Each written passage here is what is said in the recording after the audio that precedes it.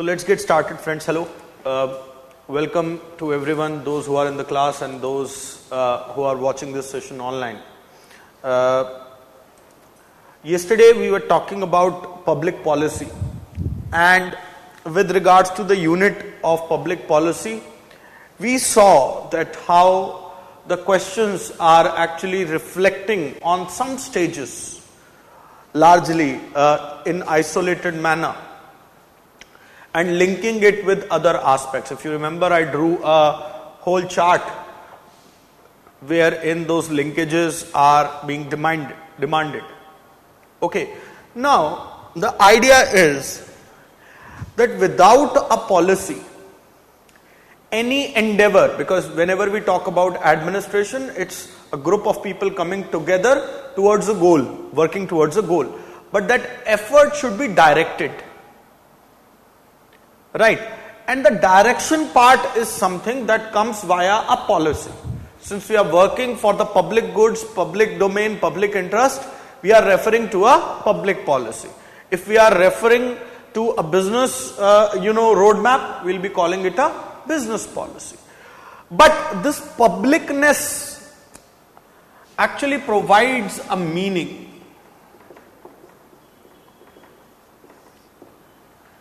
This publicness actually provides a different meaning. Because the moment the public policy comes into the question, we are looking at a purposeful, formulated, specific goal. It's never a random, sporadic effort. It's a result-oriented statement or action. It's a result-oriented statement or action. So you identify the goal and the course of action to actually achieve those goals. So you see any public policy, for example, national policy on electronics, national education policy, national health policy, electronic vehicles policy, disinvestment policy, that policy. Okay, so that will have certain specific goals. For example, if I look at the national policy on electronics, the goal would be to establish India as a leader in the ESDM sector, electronic system design and manufacturing. And it will have a roadmap that will create more avenues, etc., etc. They talk about a fund for intellectual property and things like that. And then there would be initiatives, actions, series, roadmap. Those initiatives, action series, roadmaps can be schemes, programs. For example, PLI in electronics. Why is it something which is relevant? Because that program is making an effort to address a dimension of the larger policy goal or set of goals in a methodical manner. It is working under the aegis or the overarchical vision of the policy on electronics. Similarly, if I talk about national education policy, so there would be certain fulcrum areas. For example, foundational literacy and numeracy skills, okay, early childhood care, etc. These aspects will be there. So there would be actions, initiatives, activities directed towards achieving these things. Okay, so you would have seen ever since the coming up of national education policy, there have been multiple initiatives that have been taken up. Why? To realize those goals in policy. Otherwise, let us imagine a scenario where no policy would have existed and we were in an isolated manner targeting these things. It would not have been a very concerted, rationalized effort in terms of resource effort rationalization.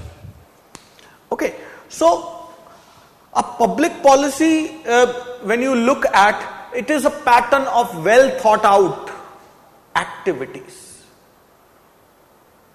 It is not a series of discrete random decisions. It's a well thought out action plan, well thought out set of activities. Also, the policy process and every part of the policy will have to go certain stages: formulation, evaluation, Okay, formulation, implementation, monitoring and evaluation. That's the better order to see the things. So a public policy is an action oriented statement. Why am I reinforcing this point again and again? Is for the fact that whenever we talk about action orientation, okay, it is about what we are or what is to be actually done. Okay, and not what is just intended.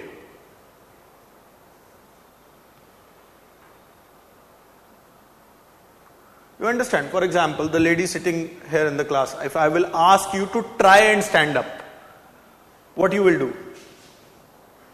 You will stand up, but I have asked you to try, not to stand. Okay, so the point is this, it is not mere an intention, it is something which is an action orientation. Okay. Also, whenever we talk about goals, plan, achievement of the public policy, it has to have a quantifiable, identifiable metrics. For example, time, resource, rate of completion, all those things matter. Okay. Also, since it's a public policy, it is being promulgated, it is being acted upon by players who have a legal sanction by the state, by the law.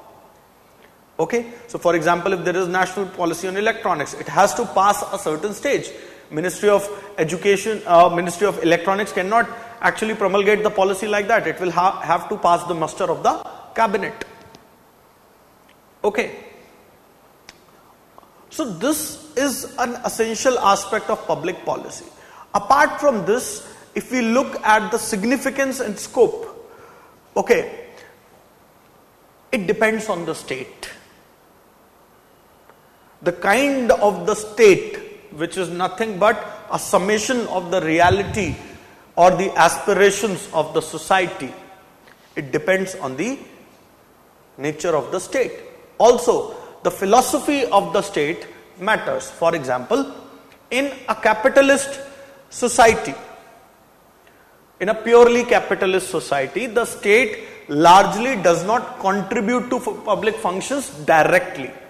It acts as a regulator of that very socio-economic activity. Whereas in a socialist state, the state is an active agent of implementation. So the nature of the policies would differ. So same education policy related to, not same education policy, but policy related to education would have a slightly different, not slightly, but rather very different undertones in a, let us say, capitalist states like United States of America, or in a socialist state like we used to be purely socialist or largely socialist before LPG reforms. Okay, so that actually depends on the nature of the state, the scope of the public policy. Okay, so this is something that you should remember. Also, what kind of philosophy that state is following. For example, if we are following a planned economic development, just like in India we did. Okay, so we will use far more incrementalist approach. Okay, that approach will be far closely aligned with what state does. Whereas where the state is a purely corporate kind of a state, it will let the market forces play. Okay, it will be far more radical than incremental. Also, we will have to understand that public policy comes across as an entity that gives concrete shape,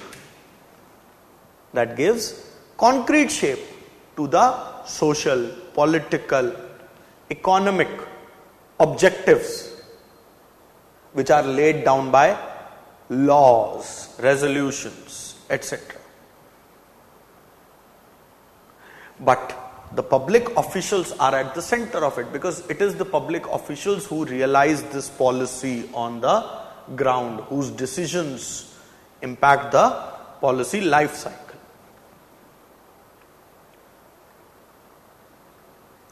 Okay. In India, for example, we have had Planning Commission, now Niti Aayog, right? So many policies have been working as per certain 5-year plans, certain vision statements, certain laws, etc. For example, right to education is a law. Okay, it confers something, it has provisions. Right to information is a law. But there are programs which have been launched, let us say, to promote education, universalization of education. Okay, understood? So this is how it works. Now, academically, if you will look,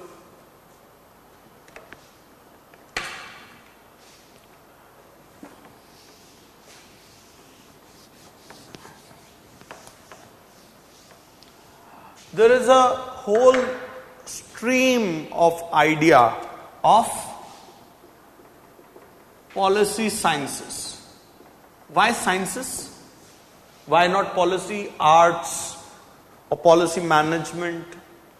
Policy sciences, because it is empirical, it is quantifiable, it has a cause and effect relationship. You make a policy because there is a certain demand and there are results of the policy. Okay, so the policy sciences is what? It is a systematic and scientific study of public policy. What it will do? It will deal with the entire value chain of public policy in that systematic manner. Policy framing, policy implementation, monitoring, evaluation. Hence, what were the choices that were made? Were they good choices? What are the outcomes? The analysis of the outcomes. That will determine the success or the failure of these policies based on certain principles. Okay? So, the endeavor of policy science is to actually make policies better, improvement in the policy system. DROR. Familiar with the name, right? So, policy analysis, alternative innovation, all these part of the policy sciences which DROR says.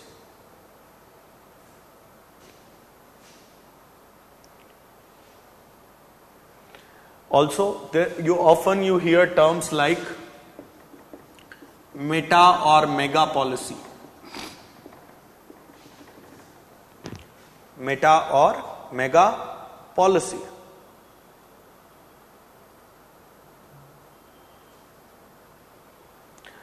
So, meta policy would refer to a broad policy. Broad policy in the sense, what will be the structure, processes, patterns, personnel, inputs and expected outputs. Whereas mega policy would entail a master policy concerned with overall goals, conceptual framework, policy instruments, strategy. Okay, so there is this slight difference between the two. And they are not something which are representing ideal phenomena. They are something which are representing actual phenomena.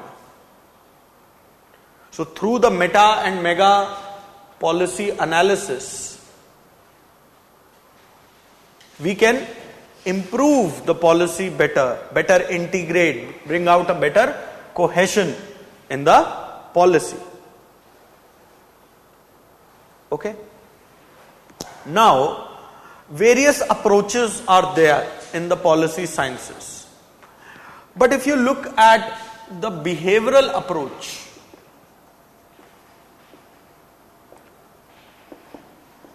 and the systems approach, they are some of the most important approaches. Why am I giving this? Because this will help you provide additional conceptual depth in your answers. Now, Behavioral approach will focus on the organizational structure where the policy formulation takes place. It will emphasize on individuals. Rather, the systems approach would focus on the system analysis, the nature of the policy process. Okay? So that is something that we need to keep in mind. Okay? Now, let me take you to the policy process when we look at it in terms of various, nodes in the chain.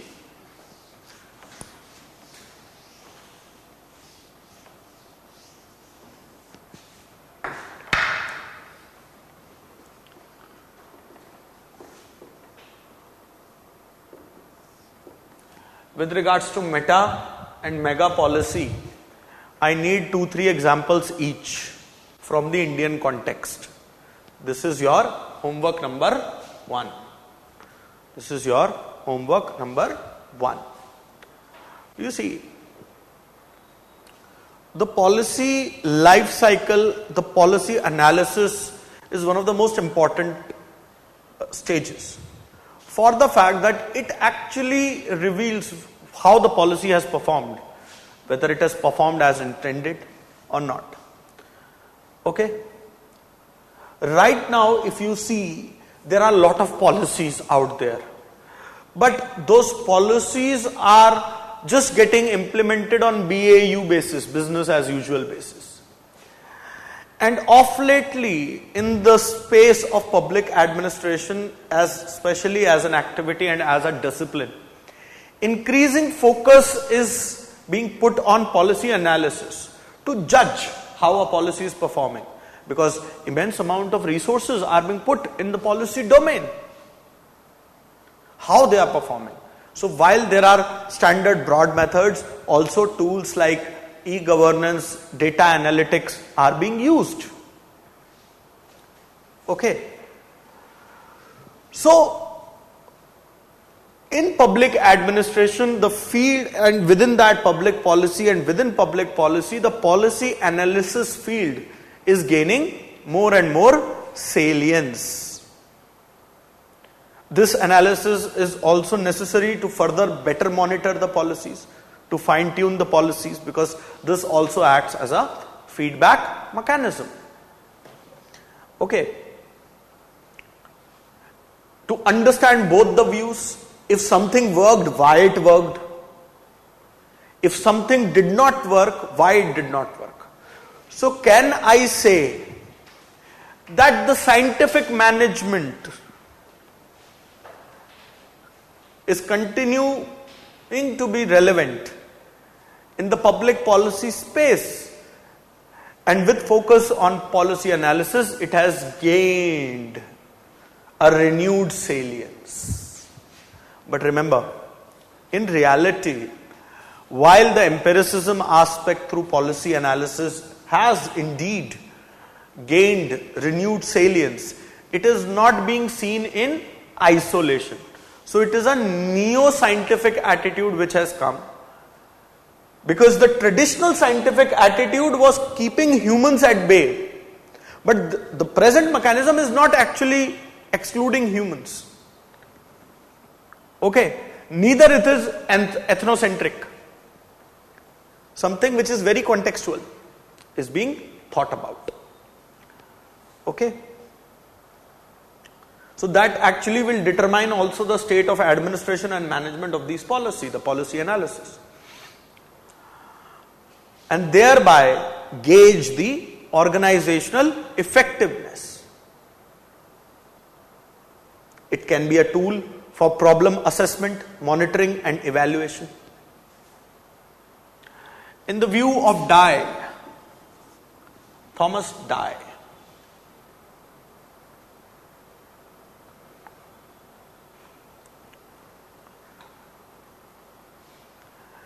he says that the primary role of policy analysis is to concern with explanations. and not with prescription. To explain a phenomena, to establish that cause and consequence relationship, to test the generalities. Also, the efficiency of the policy analysis lies in minimum cost and maximum information. Okay? And therein you will be using systems analysis, simulation, cost benefit analysis, different approaches to, let us say, budgeting, experimentation, etc. And therefore, that makes policy analysis itself as a multidisciplinary activity. If I can give one word, this policy analysis is nothing but impact research.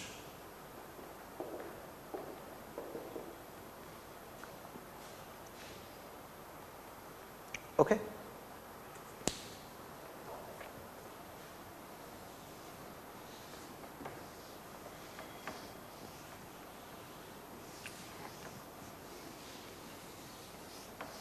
See, these keywords and the words that I am mentioning while lecturing will help you a lot if you are able to reproduce them in the contextual sense in the examination. Okay? So be very diligent in what you write.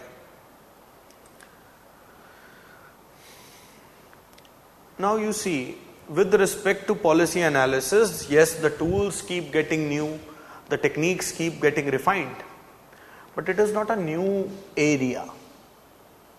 Okay? If you take India as an example, 1947 came as a watershed year for India as a land. It got independent. And the initial decades were full of euphoria of a new future, a new beginning, things like that. But gradually, as the country goes into the 60s, there are various events that actually is making the people question the reality that is it so promising? Doubts are raised. 62, 65 wars, slow pace of development, right? And this raised a sort of a disenchantment in the general populace.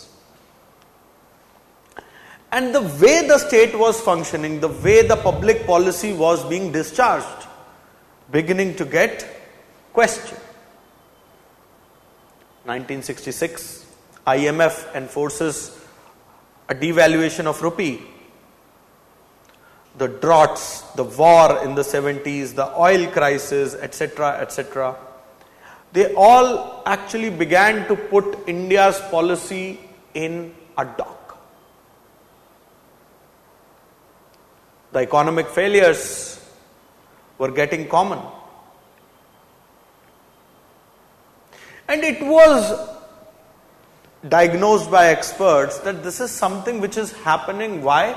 Because of the lack of a public policy or lack of a proper public policy.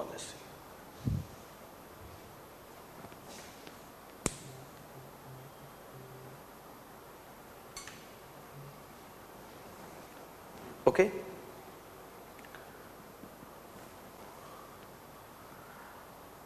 And hence policy analysis comes into the picture, that what is it that is ailing the policy process, the implementation. And hence a change in the approach was sought. Because back then the policy formulation was regarded as a political activity and policy implementation was regarded as a bureaucratic or administrative activity. So the dichotomy and the failure in a particular ecology is something that you can relate to. And this is an example from India. So I hope all of you are able to understand it. Okay. because the thought process in the administration was dichotomy favoring. But now it was realized that the policy formulation and policy implementation were an interactive process, and they have to be viewed in an integrated manner. If you come today, cut to present, many institutions are involved now. Institutions which are bureaucratic, institutions which are political in nature, institutions which are integrated in nature. For example, Niti Aayog, universities, think tanks, experts, civil society, businesses. Right? So this is how, the policy process has come about. So if I say that the domain of public policy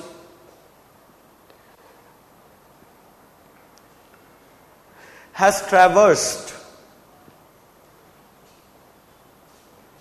from being in the confines of public administration to being truly public. Discuss. लिख लिया विवेक है, समझ में आ रहा है context? Alright, so this is something that should be the explanation और the answer और the line of reasoning. Now there are various models of public policy making. We'll be looking at those models as well as their critique.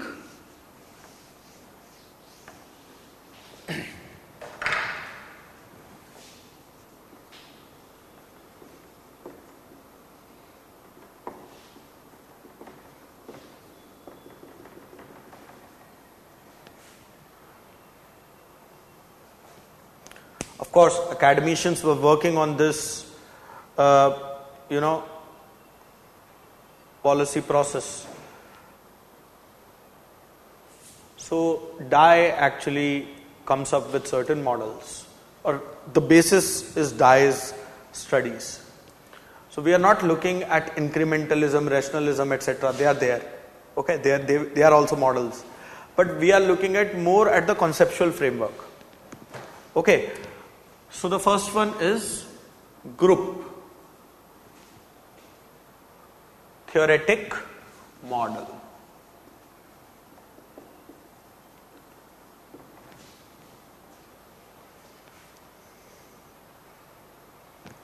You see, it views the interaction and struggle amongst the groups. See, it can be a misnomer that, okay, a group of people are coming together. No. The idea is, it is looking at interaction and struggles between the various groups in the society as a central feature of political life. So, every group will have a common feature. Okay. And there will be formal relationships and there will be informal relationships. For example, a political party or an interest group.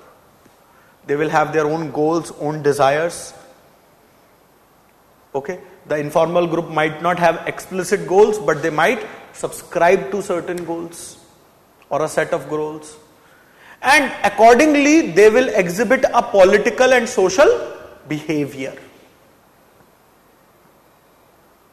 So the model actually is viewing this as a process and tries to establish an equilibrium between these varying, competing, struggling, interacting groups, and thereby arrive at a systematic approach to execute the policy. So, in a nutshell, the public policy is an outcome of a group struggle.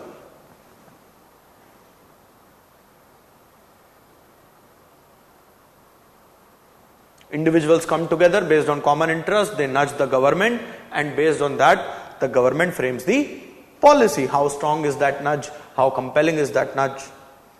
And it defines the public policy, thereby the equilibrium is reached in that struggle. So competitive democratic politics is this process. Legislature is the end. And the not end of this struggle where an equilibrium is reached, and legislature actually provides as a ratifying force of this struggle.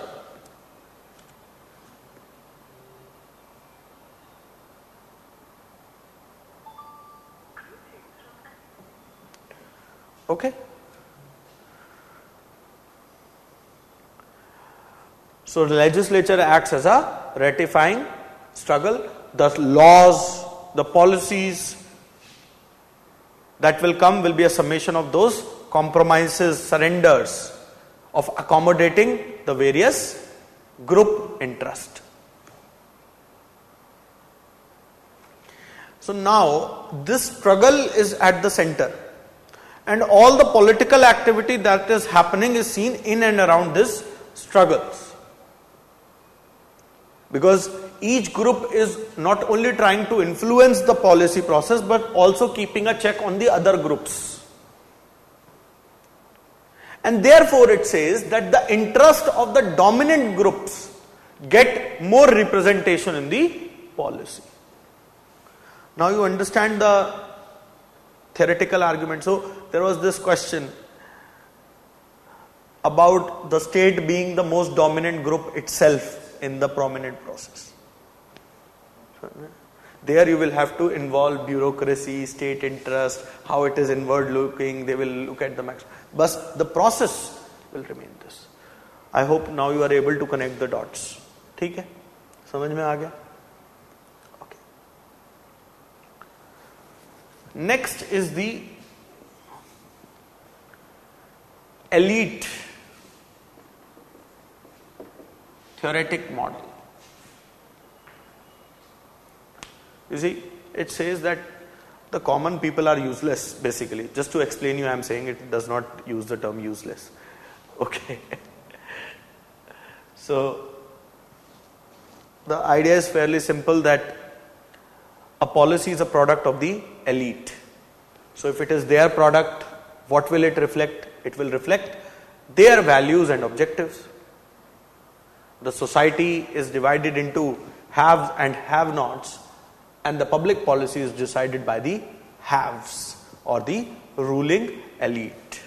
That means this shows, while the earlier model was showing a horizontal churn of the policy, this shows a top-down turn.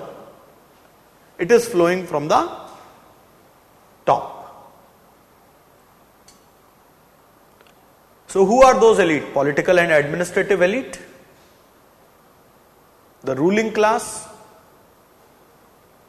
which monopolizes power, performs political functions, formulates the public policy, whereas the ruled class, which is far more in numbers, is controlled by that ruling class via the public policy. So this is a sort of a Marxian critique. You understand?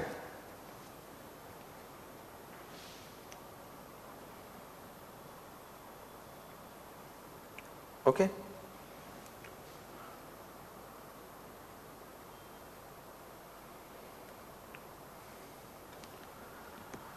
So elite theory, if you look at this, the powerless cannot be a part of the public policy.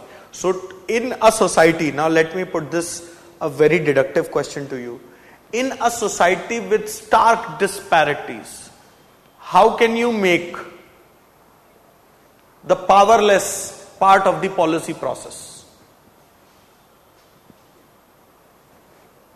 One word answer.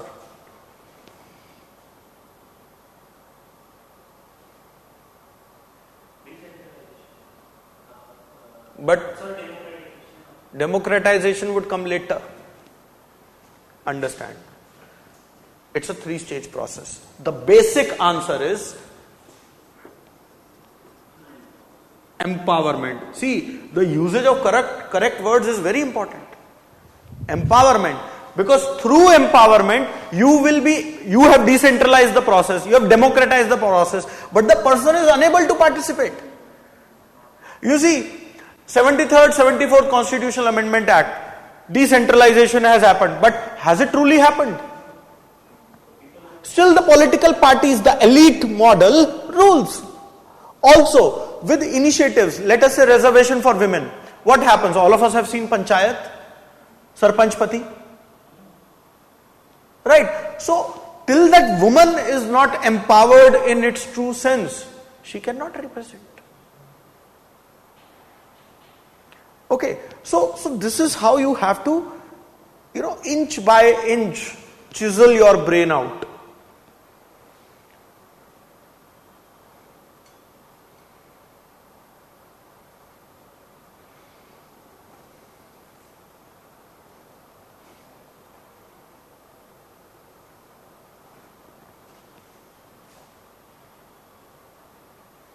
Yes, these non-elite can move to the elite sections, but this movement is very slow. Also, for a non-elite to move to an elite will have to absorb that values. He will have to be a part of that value system. Otherwise, he'll be considered as an outcast. Now understand, civil service reforms. Lateral entry. Okay, let me give you a link. Though this had to be a part of the separate session, but still.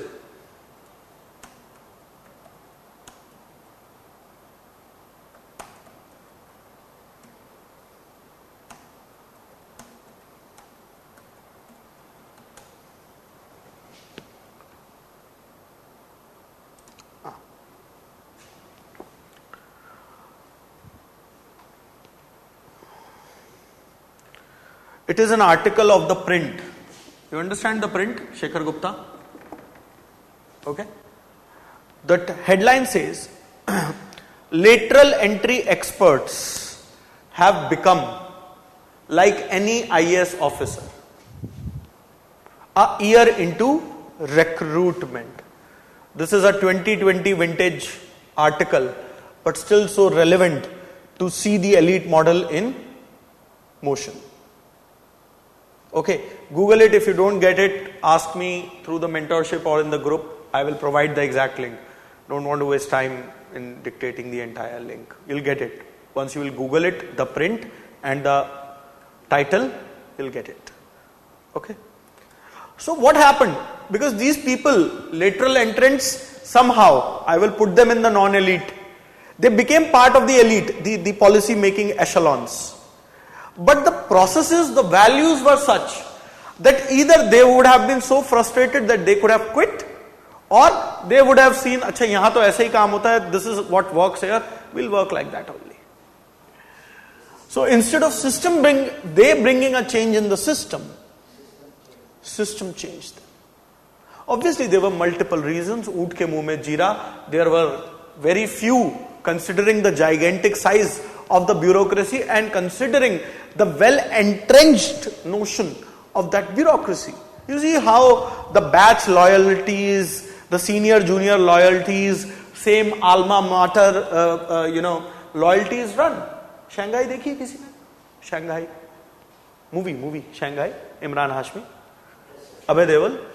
So Abhay Deol walks into a lift and says that I have asked the DM to do this thing, but so his boss says, why will he do this? He says, he is my junior from college. So that entrenched system, that closed system of bureaucracy, that lobby at works, they impact. So how can you actually allow an outsider? Okay, unless they become like insiders. Okay?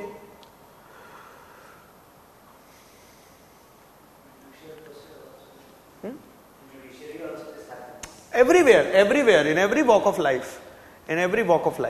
So the point is this, that how this struggle which is happening between, or this contrast which is there, not the struggle would be the right way, because struggle we have used in group theory, between elite and non-elite that we see is there in every society. Because the people who get impacted by those choices, who get impacted by the decisions, who get impacted by the public policy, have no say in it. Therefore, there have been calls, because that leads to what? An inadequate, fractured, frustrated policy process. That is why there have been calls for decentralization, devolution, empowerment.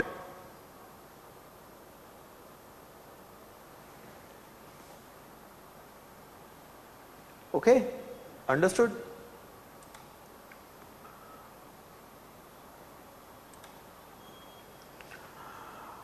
Next is the incremental model.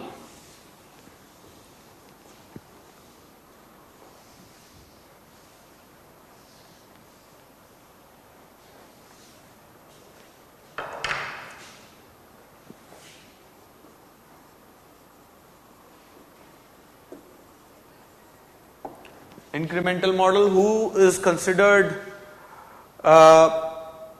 as a key figure?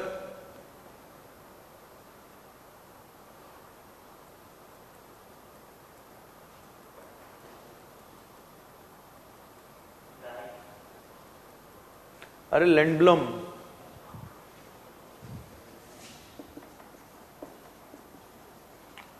So what happened was that it was Lindblom who actually focused on the differences between the way policy making was usually described in theory and the rational comprehensive approach. So that was the policy making, how it was described in theory, and the way it was actually getting adopted and implemented. And he said that the rational notion is no realistic notion. It is always incremental.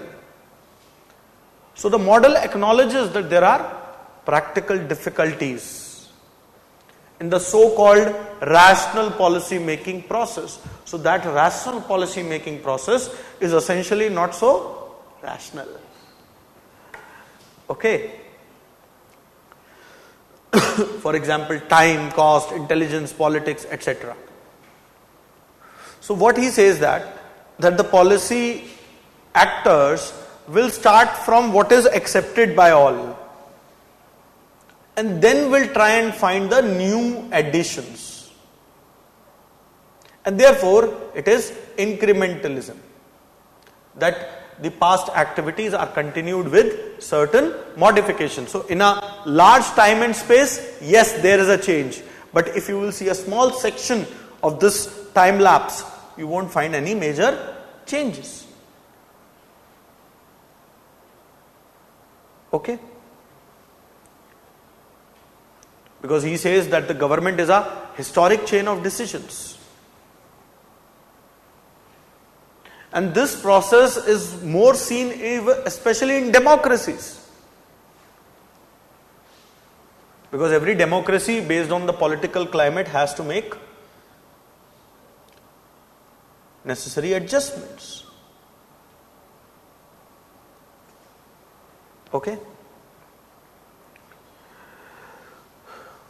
Also, while we are looking at policy, because it is so closely associated with the political process, remember, public policy is never in isolation. It is always in the light, in the shadows of the political process. So, a key element of success of a public policy, especially in a democracy, and more so in a vibrant democracy like ours. पता नहीं मुझे आप लोगों ने आज तक ये point कभी लिखा है या नहीं लिखा है. Economic, cost benefit analysis, this, that, need, goal, incorporation, decentralization, incorporation of views, etc. is the political feasibility. Whether the policy is politically feasible or not, please understand.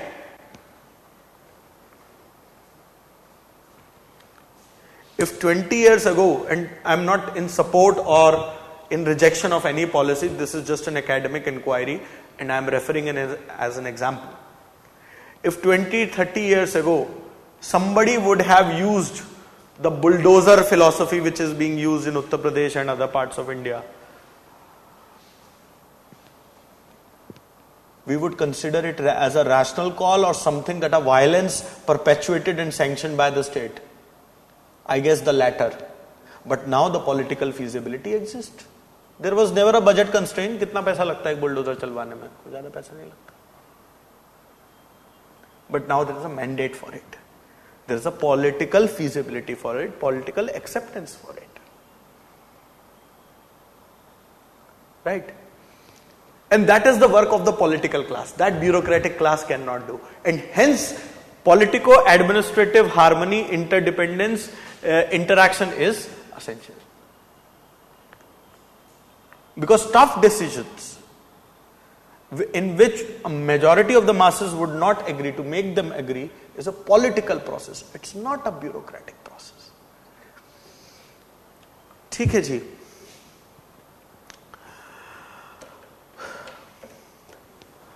So political feasibility is essential, and therefore the political feasibility is an essential characteristic or a prerequisite to bring about that incremental change.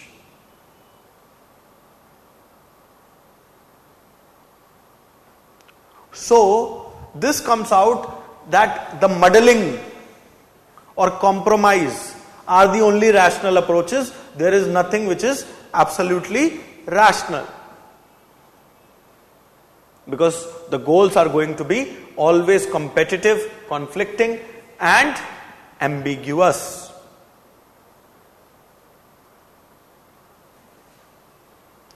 And the incrementalist will see, or they see, resistance to change not as stupidity or dogma, but as muffed rationality. And hence it is an outcome of the political bargaining. Hence it is an outcome of the political bargaining.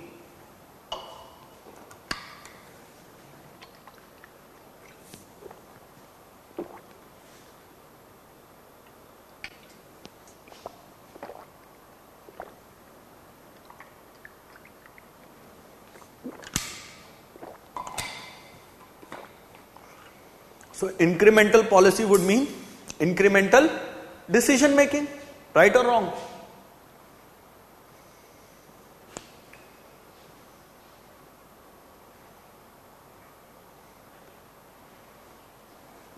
Okay? It will involve adjustment, negotiation.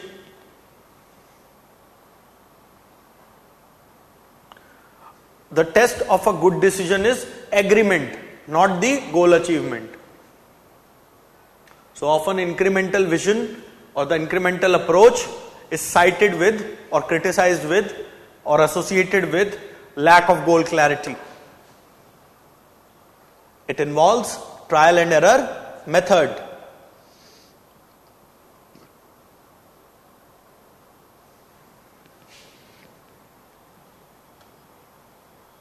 So from a theoretical point of view also, incrementalism is more satisfying because it is simple, it is coherent.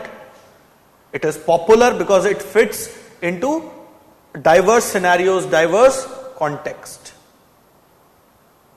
It describes the real life situation.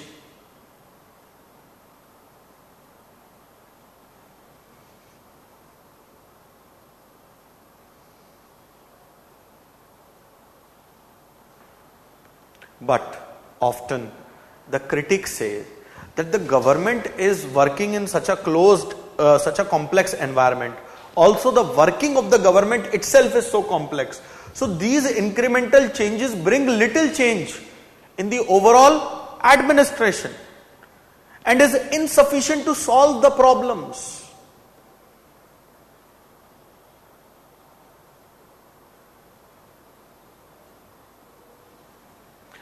Now we will have to understand that this idea, incrementalism, was coined in late 50s, early 60s.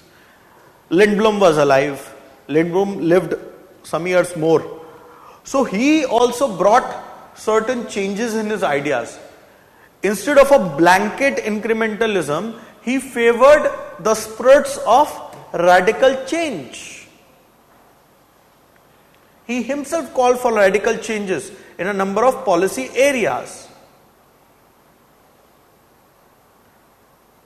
But he said that that has to happen in the background of an emergency. That cannot happen in the usual scheme of things. So you can act boldly and not just a simple plain incremental way only in emergencies in which situations such are there. So for example, India got a push, a big push in digitization because of COVID. I know many people who never used to use Paytm etc. before COVID, but then everybody started using it. So a drastic shift happened, no? Okay. Whereas individuals like Etzioni, Dror, they criticize this model. They say that this model is not realistic and neither satisfactory for decision making.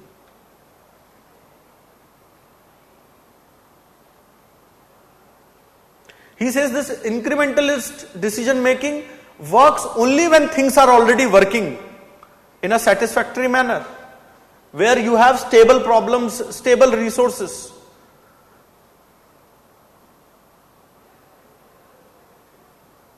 Also, critics say increment, but what increment? Nothing is specified by that model. What is the degree of that incrementalism? It is simply a logical progression, not an incremental, because when you say policy, it's a well thought out thing. But here he says that the thought is not there. Okay? But nonetheless, it is a simple and a crude model which works in complex scenarios. Now the rational model.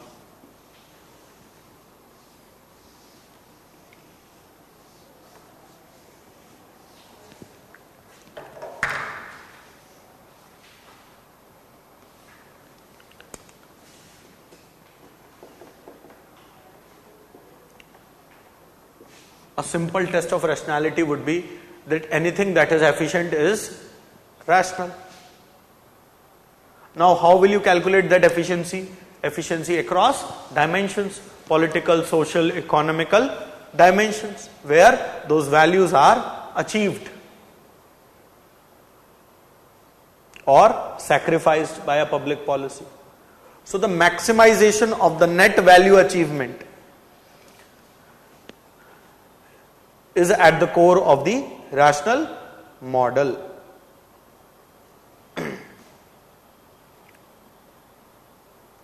Okay, so what will you achieve? What will you sacrifice? So this actually works on the premise of give and take. Okay, a good proponent of this model in decision making is Simon, who later actually conditions it with bounded rationality. Okay, based on the societal values, etc., etc. Right, so I won't talk much about the rational model as such because postulates are known. I will look at the critique and then we will look at the differences. That is something which is of more utility in the exam. Criticism is similar to what Simon's criticism was. Okay? Because this rational model actually is indifferent, usko fark nahi padta, towards ethical values in decision making. When you say a good administration, you rarely mean the actual meaning of that good. Okay? So that is one of the biggest criticism.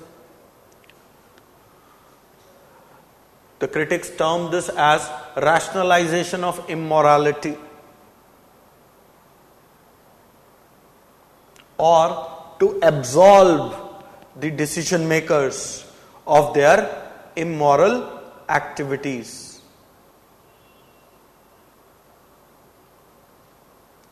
Lindblom actually rejected the rational model because it fails to answer the complex policy questions: time, intelligence, cost, politics, etc. Also, this rational model seems very idealistic. It does not fit in the real life scenarios. But this rational model is something that provides us a framework to study the problems at the hand or arrive at a course of action, because it is highly empirical. Quantitative representation is there, and hence your data sciences, data-based analysis, not database analysis, data-based analysis, follow this model. Okay? So, let us look at the differences. Incremental, we can say our very own Lindblom, and the rational, I can put it as Simon.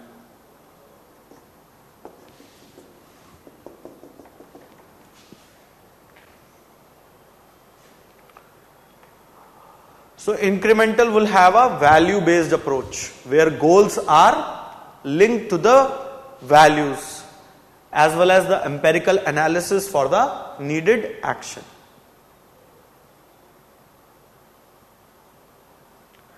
Whereas in a rational approach, what it will do? It will identify societal goals and values and will try and represent them in an empirical fashion. Incremental would mean means and analysis is seen as inappropriate, whereas in rational, means and analysis are seeming appropriate.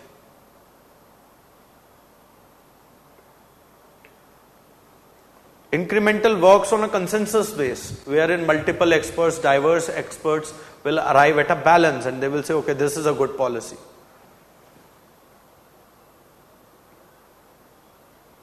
Whereas rational approach would say that when a policy is a means that is agreed, that is to an agreed end, if the end is agreed, then it's a good policy.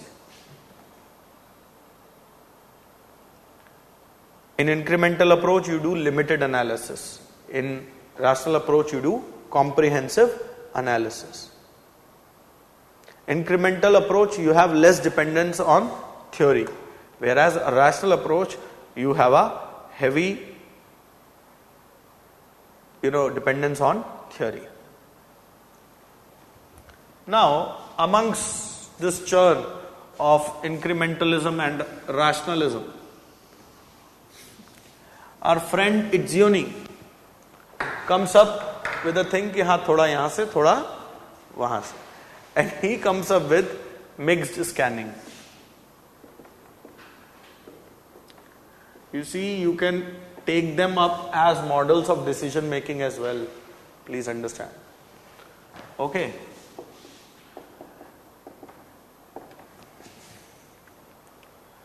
Itzioni.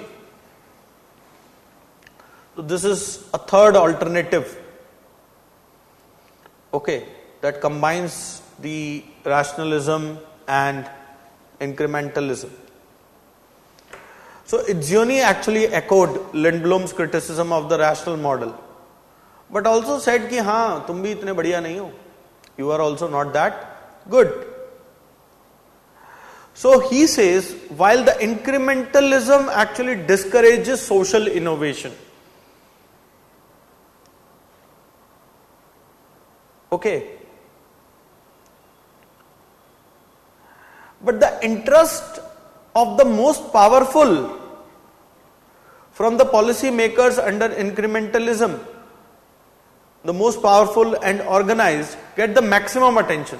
So the flock, the group that is most powerful and well organized will get the maximum attention under incrementalism.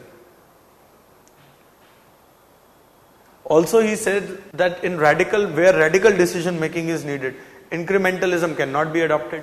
For example, declaration of a war or a conflict. Right? And hence a mixed scanning approach was suggested.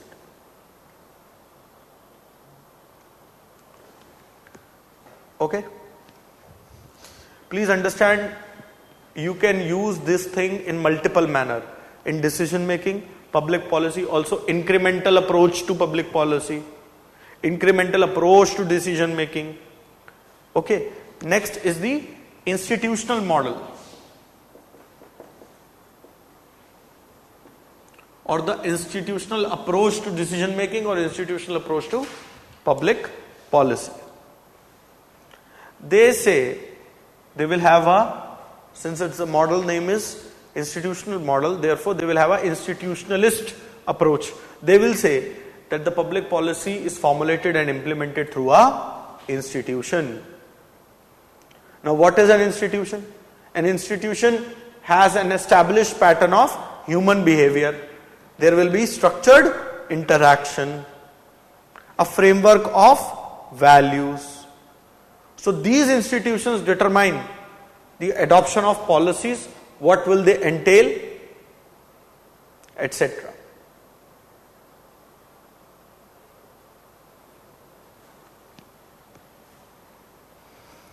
Okay. Also, this is keeping institutions in the center of the policy process, because the government institutions, public policy are very closely related. Whether you look at a ministry, whether you look at a think tank like Niti Aayog, they are very closely related with the affairs of the state. Because every public policy needs to have that legal grounding, needs to have that legal setting, needs to have that legal sanction. Okay? And they are related to the acts and activities of the government. So, an institutionalist approach would study what? It would study the relationship between government institutions and the domain of public policy.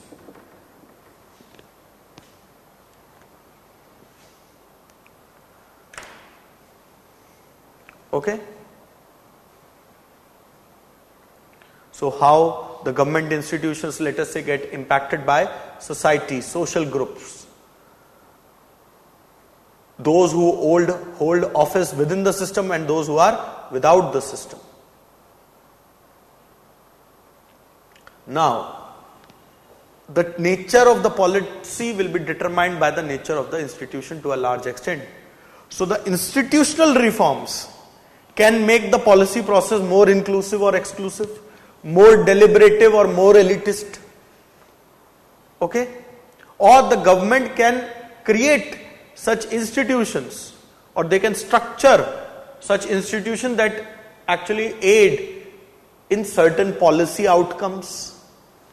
Okay? But government again is a representation of social interest. So within that collection or group of social interest, some groups will dominate. Right? So these very institutions or the social interest of certain groups do take advantage over the others. And therefore the institutionalist approach, more often than not, does not have a neutral impact.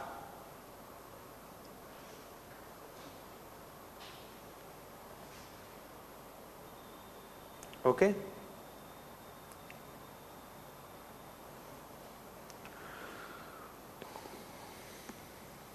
Next is game theory. or game theoretical model. How many of you have read about game theory? पढ़ा क्या होता है? Sir, game theory, various different approaches could be taken to arrive at a goal or. Then what is mixed scanning? See, what is a game? हर चीज को ना try and do not have a superficial understanding. Try and break it down. What is a game? A game is a competition. Simple term. I'm not asking about the shikar. That is also called as a game, or the animals. Okay. So a game necessarily involves a competition. Okay. So the game theoretical model is actually an attempt at studying scenarios and arrive at rational decision strategies wherein conflict and competition is there, where every participant is trying to maximize their gain and minimize their losses. Okay. So as per this view, the rationality is made used by the players in ranking their preference. It's a very mathematical model. So you will rank things, then it will be collated, then again ranking will happen. Okay? For example, you would see that the countries are ranked based on the nuclear weapons that they have. It is very useful in international decision making. So you will rank the policy alternatives. Then they will be compared, rationalized, new ranking will come up. And this is how, through a series of these ranking exercises, okay, you come at a policy decision. How many of you have interest in strategic affairs like warfare, etc.? So you have this thing called wargaming. Basically, you try and look at your policy options, its impact and the reactions, and that is how you determine the escalation ladder. So how to actually stop that escalation ladder within the manageable limits. That is war management. It is taught in war colleges and in defense forces. How far you can push? How far you can push? What is the break point? So this is the war gaming. You war game certain scenarios. Okay. So this is how it works. Right? Then is the systems model. I hope systems model is something that you understand. Okay. Next, I will talk about Dror, because Dror, though has not been directly asked a lot, but Dror is a very good man. He comes to use when no thinker is available in public policy domain. Okay. So Dror gives a normative optimum model.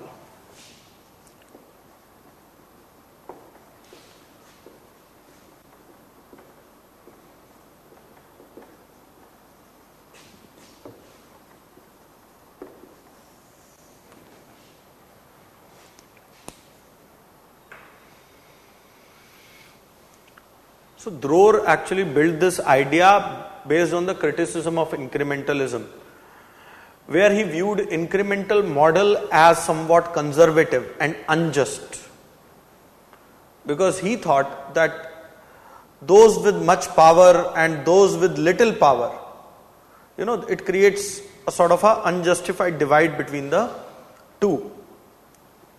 Okay? And he is looking at the rational model as well and criticizing it as well, because it increased the rationality and incorporated extra rational elements in the process of decision making. Okay. So Dror said actually that he accepted the rationality argument of Simon, but he said that the need of the management of this entire process demands that the lower levels should be rationalized as well. Okay. So the policy science approach is being taken by Dror to address this complex problem. And he said that the decisions are needed at the higher level.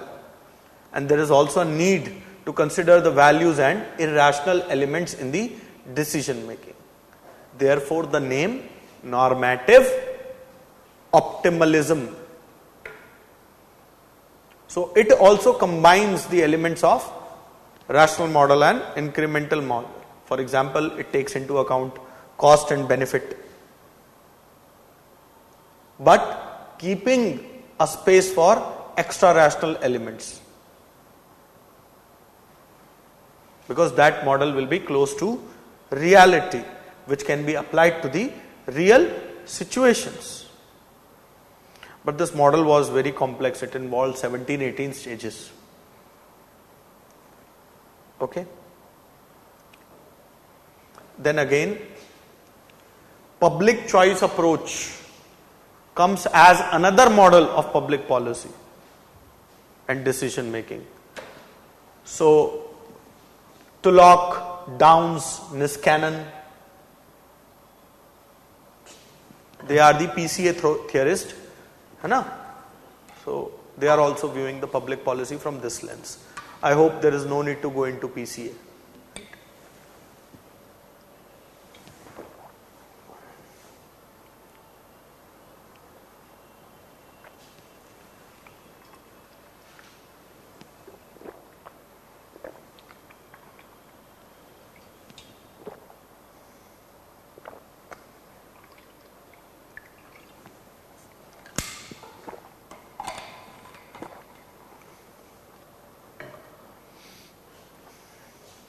Now please understand, while we are looking at policy from these various models, conceptual lens, theoretical lens, we also have to look at policy from practical lens. So there can be a political policy, economic policy, executive policy, technical policy, administrative policy, etc.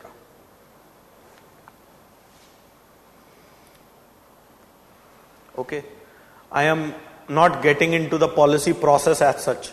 Formulations, there are influences from media, from corporate houses, pressure groups, official policy makers, legislature, political parties, bureaucracy itself, judiciary, etc.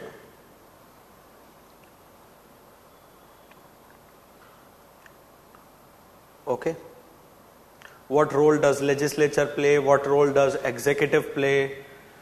What role does bureaucracy play? NGOs in modern era,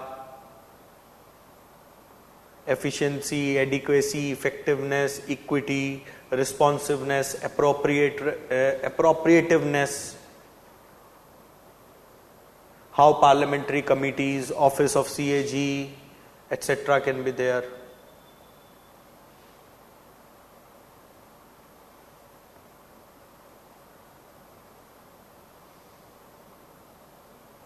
Okay. Neither I am going to get into the argument of state theories, how democracies frame policies, how autocracies, frame policies. That is something that I am leaving it to you. But still, if you have any doubts, please feel free to ask. Right?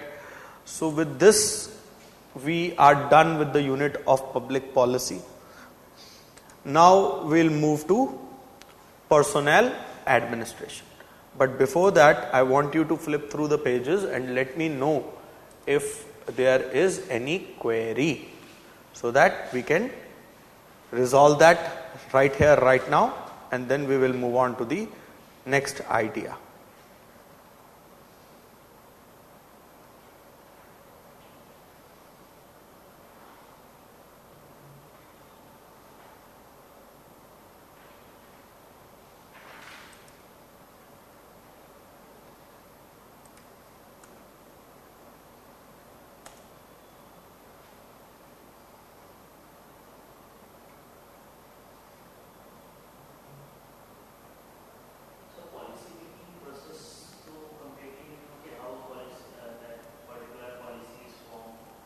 हाँ तो वो I am leaving it to you, no.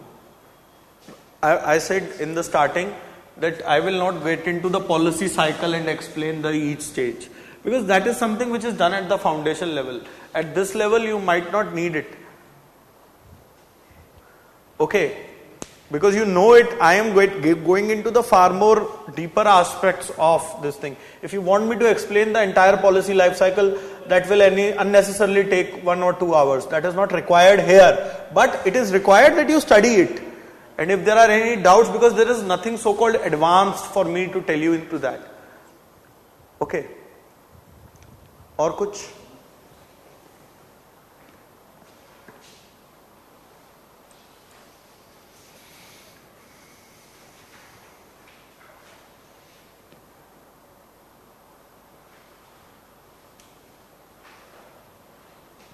So what I am going to do is, in your session plan you have written, we have written somewhere ARC2 recommendations with regard to personnel administration, right?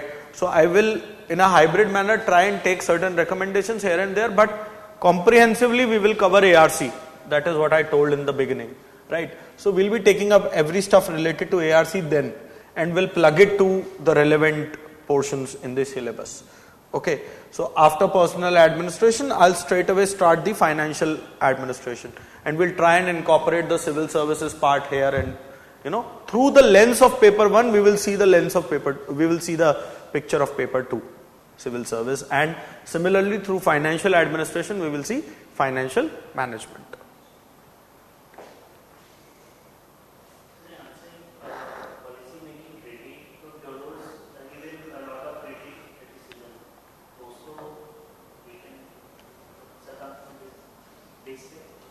क्या कहना चाह रहे हैं?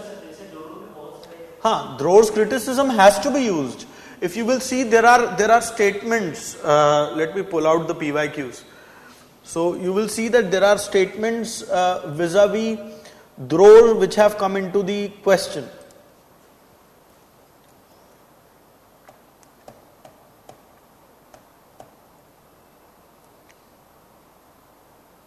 But you see, I'm unable to pull that out, that particular question, but you will see that it is questioning the philosophy, the rationalism, incrementalism, maximum social gain aspect, okay, globalization and the influences which are there, the rationality of the rational decision making process, cost benefit analysis, like in 2023, this was this question, a 20 marker. Public policy making is an effort to apply methods of political analysis to policy areas but has concerns with the process inside the bureaucracy and the stakeholders. So things like that. So I have tried to cover vis-a-vis public policy the themes which are far more deeper. General theory, okay, this model, this criticism, no use of it now, because the questions are not coming. 1, 2, you all are in the advanced session, so it is an assumption that you know that. So the idea is to either give you something new or to realign or rewire what you know in a better manner to be utilized in the examination. Simple. Okay. Next, let us move to personnel administration.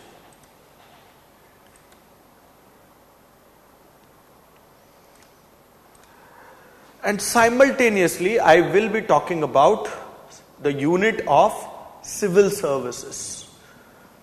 And we'll be going back and forth. Okay. So, first things first, we'll identify the themes.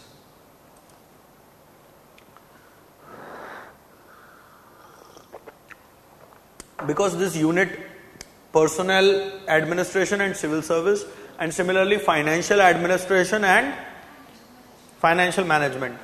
Okay, so these are very closely related. What you need to do here is, in this scenario, let me give a general prescription.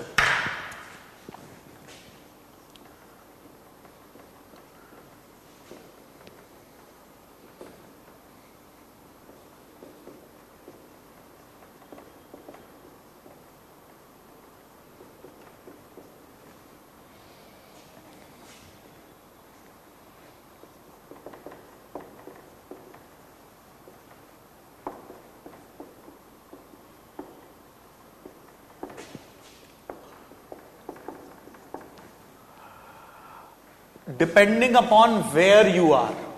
If you are writing a paper 1 answer, it should be this heavy, means concepts, theory, and a dash of practical. While you are answering paper 2 questions, इतना तो पता लग जाएगा ना paper में कि first half में दे रहे हैं तो पेपर 1 है, सेकेंड हाफ में दे रहे हैं तो पेपर 2 है ना? Also, the syllabus of the tests which you are all are giving is well defined. Whether it's a paper 1 test, paper 2 test, or in certain areas where I have mixed certain portions, the syllabus is clear. So you very well know what you are dealing with. Okay. So while you are dealing with civil services, more India, more practical oriented outlook, but provide it a thin cushion of theory. Similar is the case here. So if the question is related to that budgeting, let us say, I'm just taking an example, budgeting is a political activity, not just administrative. Explain.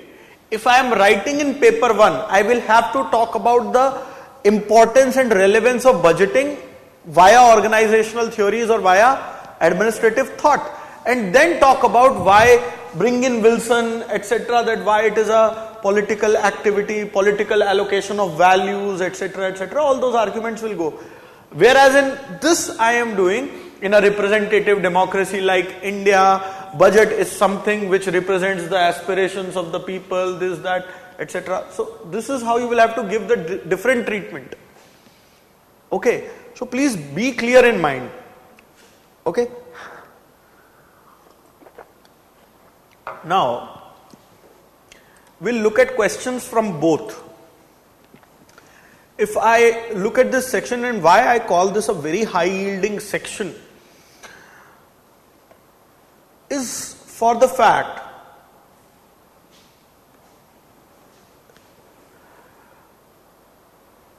that in paper 1, roughly 40 marks, roughly, over the past 8 years, every year. And if I similarly take paper 2 and we will study it, read it in an integrated manner, everybody does it this way only. So while we will be talking about reforms as a necessity in administrative agenda to suit the changing demands of the society, we will be referring to things like Mission Karam Yogi, second ARC, any which ways. It is indispensable. It is where we put it will depend on the question and the paper. In paper 2, okay, it is roughly 35 marks. So out of 500, if you look at, it gives you an advantage of roughly 15% marks. And therefore, this unit is crucial.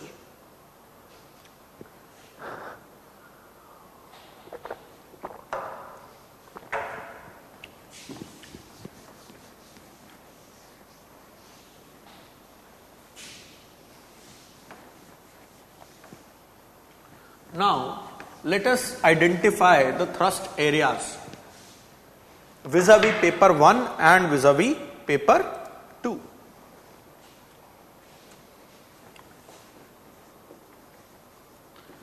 And at the end of the day, you will find that both are related as well.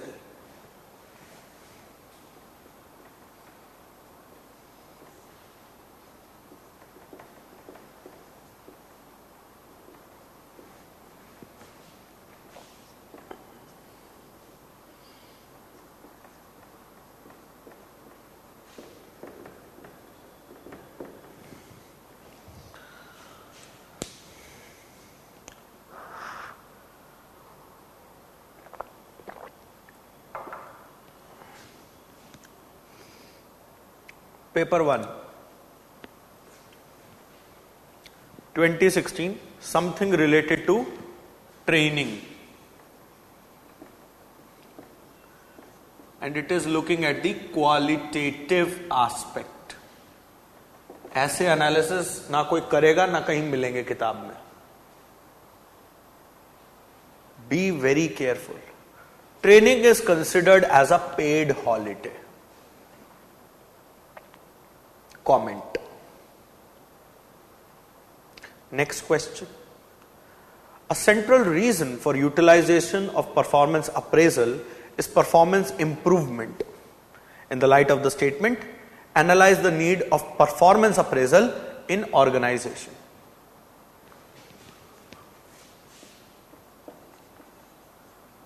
Performance appraisal, again you will see qualitative aspect, because it is looking at vis-a-vis organization, how it brings about performance improvement.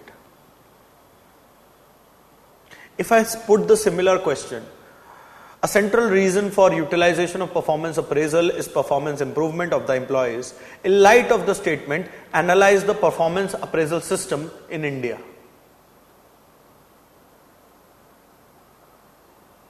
बन जाएगा ना paper 2 का question. Okay.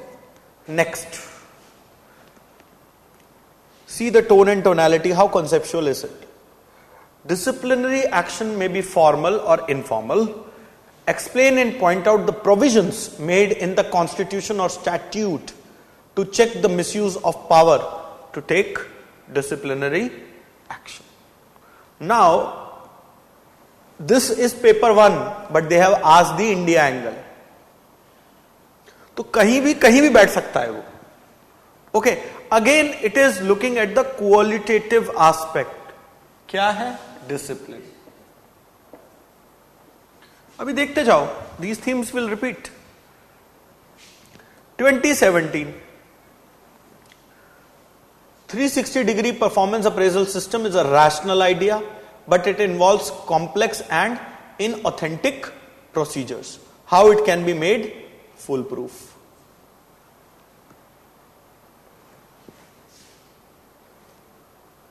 आ गया performance appraisal. Next, something which is a contemporary orientation. Lateral entity of competent experts, and this is 2017 when this idea was getting fiddled with. Okay. Lateral entry of competitive experts into the government will promote freshness and innovation, but it can create problems of accountability. ठीक है? So we see contemporary orientation. Now, in this you will see certain debates. Debates, let us say, some debates which are perennial. For example, generalist versus specialist. Okay? Lateral entry. Just to give you a primer, lateral entry has merits and demerits both. All of you know it. All of the text material that you have has it. But have you tried and understood why? Why? No, not just type of training. Tell me a very practical aspect. See, just to expand on this point, we'll continue with the trends. And the organization of the administration is pyramidal. It continues to be pyramidal. It is not a matrix, not a decentralized organization. We will have to accept this fact. Now, there are vacancies. How do you fill those vacancies? Through competition. But vacancies are occurring here. And the promotion aspect is related. So not everybody can be promoted. Also, you cannot open the floodgates of recruitment. You would hear that these many vacancies are there in IAS, IPS officer. Some of you might be very glad. Oh, this year they say that 1000 IAS officers. So will the Labasna take 1000 IAS officers? No, it has a bench strength of 180 only. So the training institutions aren't expanding, because the moment you will expand them beyond a reasonable amount, they will become less quality oriented. So you have a constraint here. Structural constraint here. Then there is a functional constraint. These officers, when they reach to the mid-level management positions in the government, roughly 12 years.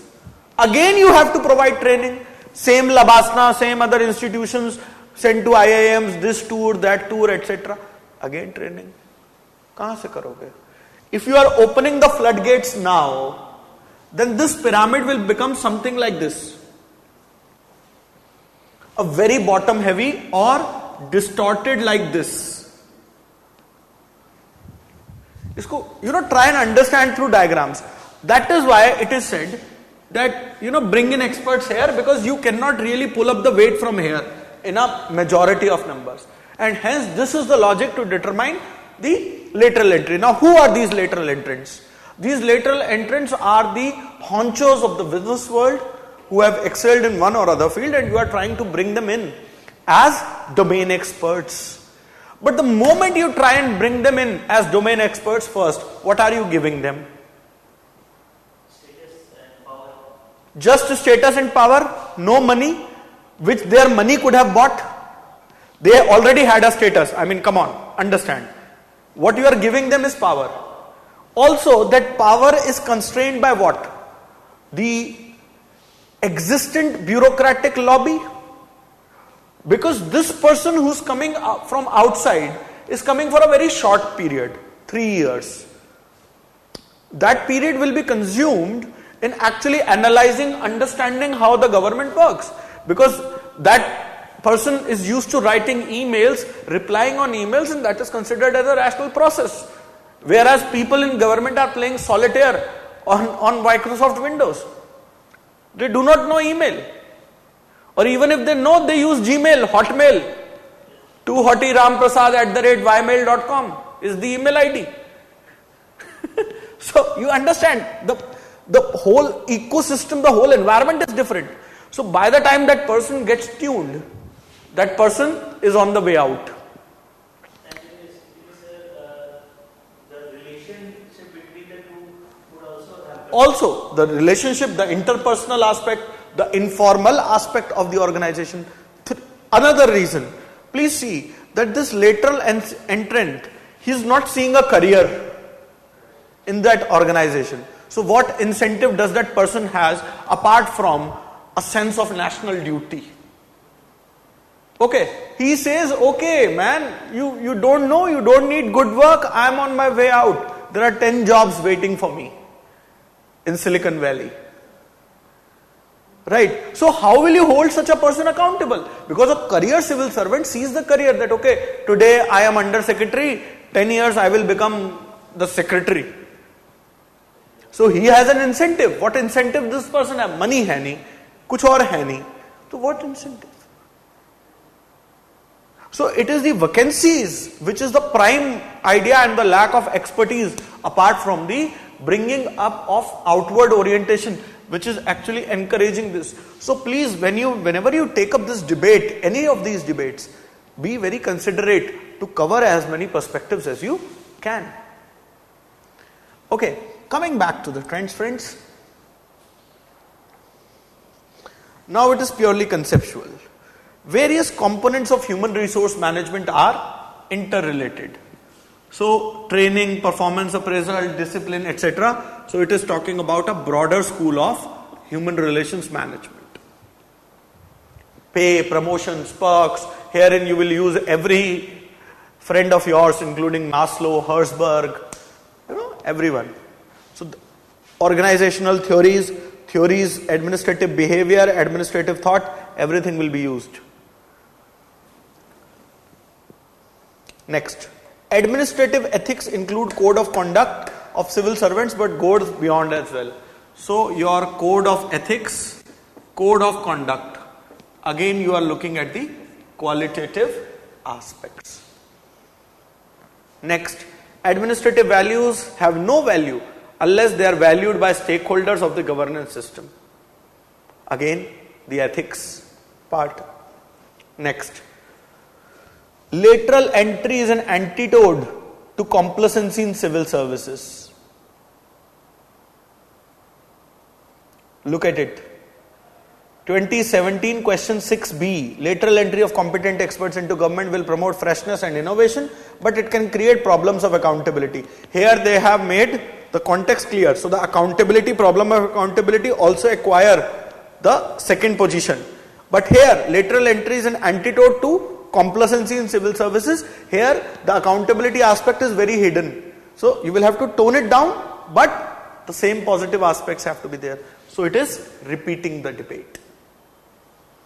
Next, currently, administrative training focus on improving efficiency, then on transforming the attitudes and behavior of the civil servants. What type of training would you suggest to fill this gap?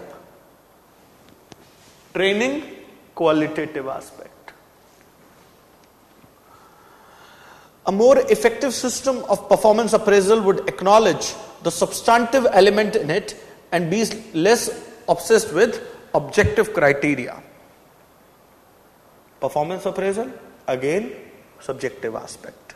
Qualitative aspect.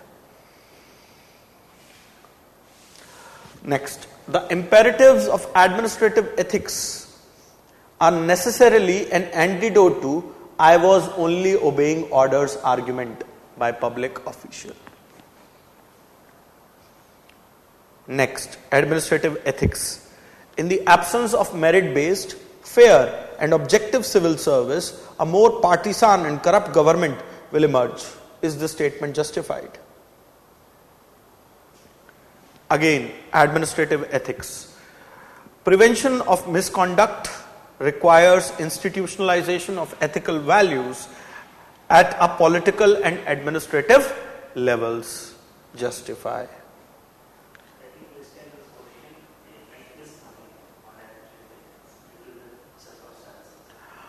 ठीक है, but इतना direct नहीं होता. Next, performance management framework enables clear line of sight between planning, measuring and monitoring performance. Performance appraisal, just with a fancy terminology, performance management system, and it is giving far more qualitative aspects of it based on planning, measuring, monitoring, etc. Performance appraisal needs to be seen beyond the mere suitability of the official for vertical promotion, qualitative aspect. Next, civil servants generally tend to exhibit the values and ethical framework of the political executives under whom they function. अब इसका practical example for this would be the politico-bureaucratic nexus.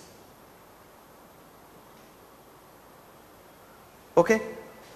The environment and the situational concerns under which the government operates have an important bearing on its human resource development.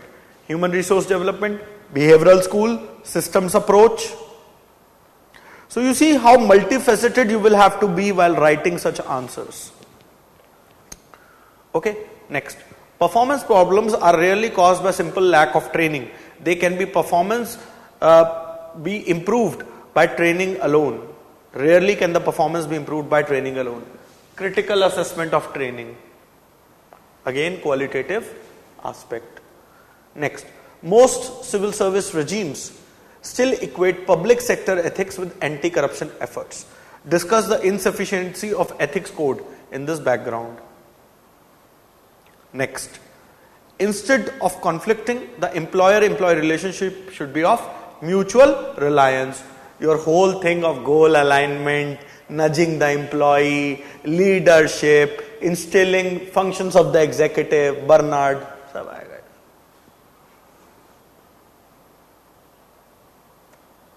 Next, in career advancement, civil servants are necessitated to political superior, and hence the phenomenon poses a challenge for civil services neutrality. So career advancement has been given as a separate head. So career advancement, but it is related to performance appraisal, it is related to other organizational behavior. Next, again training. Training is not just a short affair, it's rather a step-by-step process of developing skills, habit, knowledge and aptitude. End. This was your paper 1, and I guess the most repeated ideas were training and performance appraisal. Very rarely you will have the debates. But look at the ways that they are. Same training has been looked at from 5 different ways. And it can be looked at from more different ways still. ठीक है. Now let us see paper 2.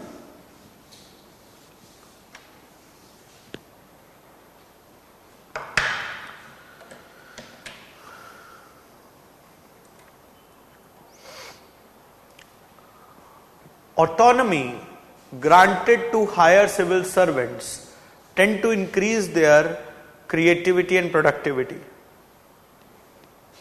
Argue the case to make civil services more accountable as well as innovative.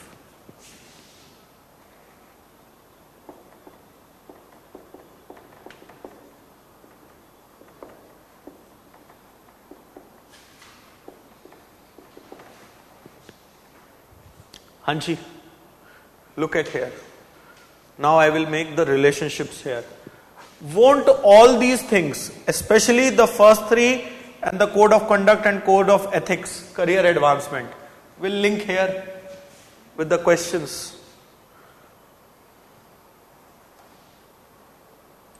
Next.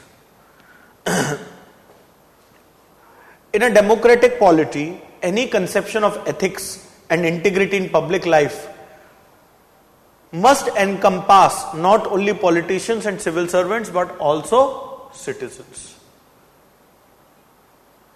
So again, the use of ethics in public administration. Please remember, public administration is now no more in the confines of the state. It has broadened to include businesses, civil society, people, citizens at large. Okay. Next, the idea of lateral entry into civil service would energize Indian administration. What are the possible advantages and limitations? I debate. Same debate. Same time, 2017. दोनों paper में. There is a need for greater inclusion of technocrats in bureaucracy to ensure effective governance in India. Logi, generalist versus specialist debate. आ जाओ आगे. Civil servants should avoid airing grievance in the media. In this context, discuss the grievance redressal mechanism available to the civil servants. Now here all those contemporary dimensions like whistleblowing,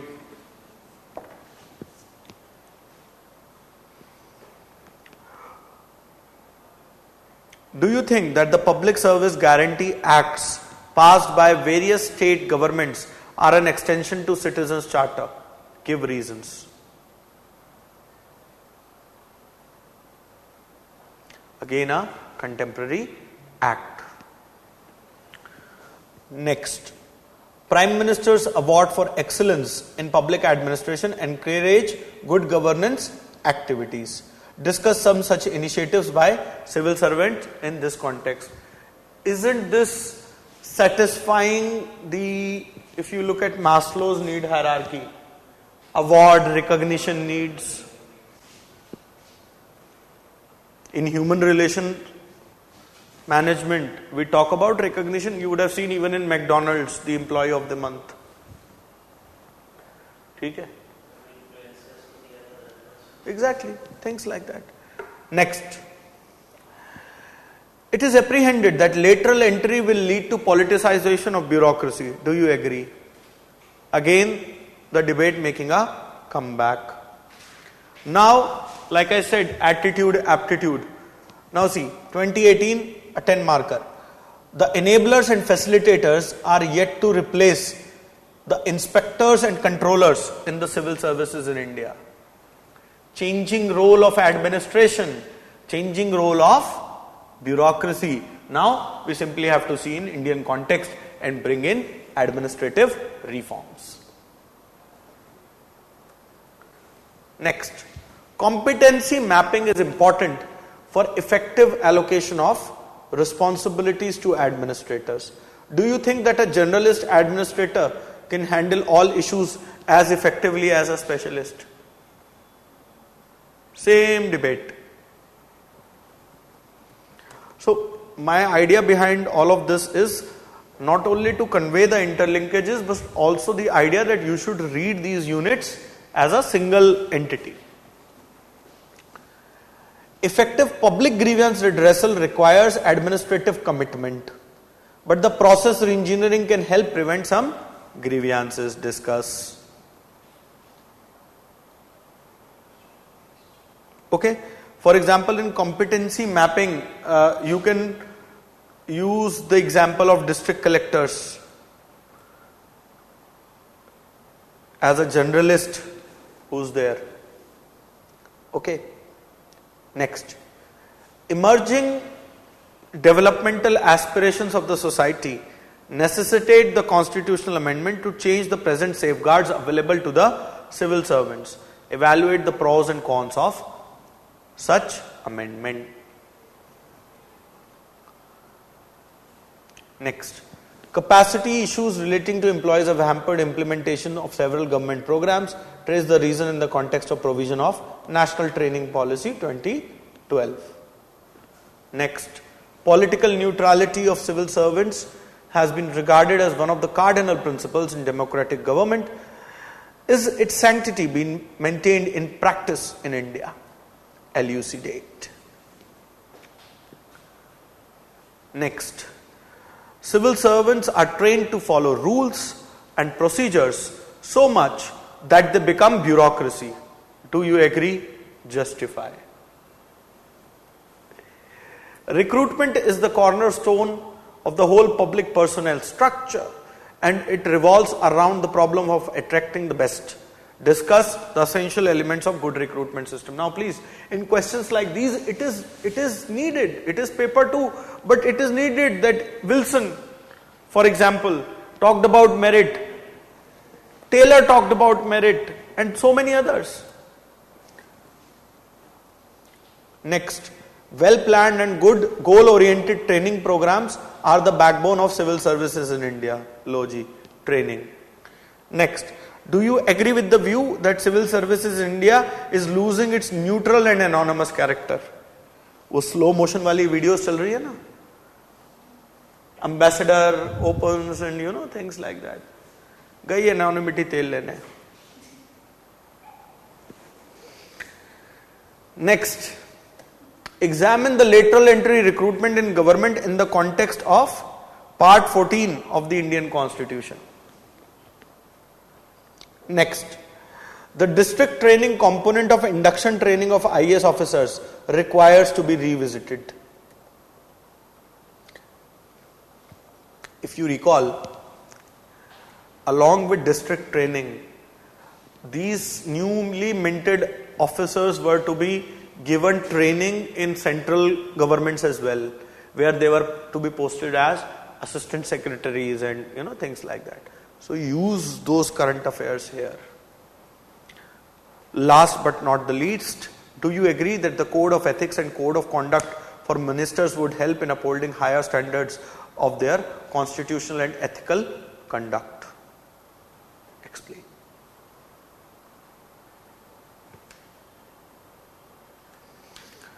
So you see, these themes have actually dominated the space,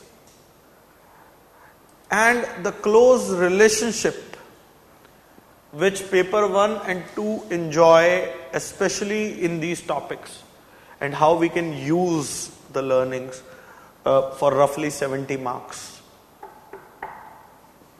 ठीक है, एक चीज मेरे को और बतानी थी, right? So if you see, let me just quickly scan through it. With regards to civil services, at least one question every year has been in the compulsory bracket, that is 1 or 5. Generally question number 5. That means you can't evade it.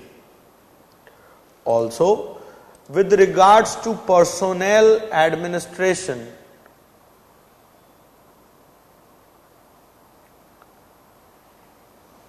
again it has been a part of largely question number 5 with an exception here and there in a couple of years. Okay, largely part of the 15 markers, rarely 20 markers in paper 1. So my whole point of the argument is that this is one unavoidable. वो तो चलो एक philosophical idea हो गया, but the point is just the data driven approach that I am trying to come up with. It is unavoidable. You have to do it.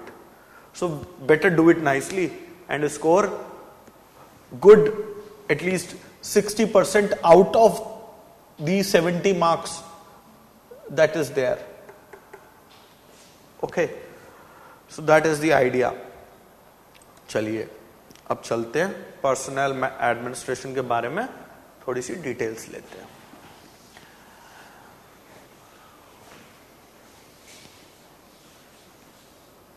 So I'll be interchangeably referring to personnel administration and civil services. I hope that I've made myself clear that we are doing this in an integrated manner.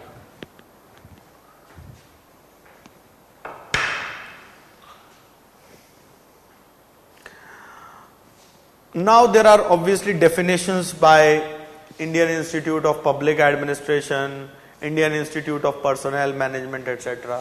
I am not going into it. You know this, you have that, study that. Now my point is fundamental. Fundamental is that you have read introduction, thought, law, behavior, all of them administrative. Where do you find the importance of personnel management from the evolution of the civil services as per the paradigms, as per the thinkers? कहाँ निकाल सकते हो? चलो निकालो. Tell me now. Wilson से शुरुआत करते हैं, है ना?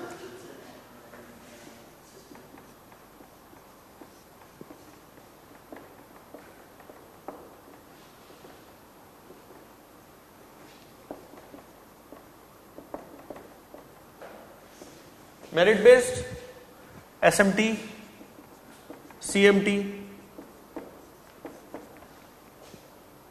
मेरिट बेस्ड, और क्या क्या पर्सनल मैनेजमेंट रिलेटेड है? मेंटल रेवोल्यूशन, सोल्जरिंग, बताओ. Come on.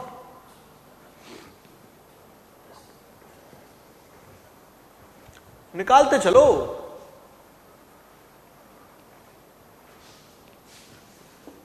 Human relation school, behavioral school, socio-psychological school, things like contribution, satisfaction, equilibrium, zone of acceptance,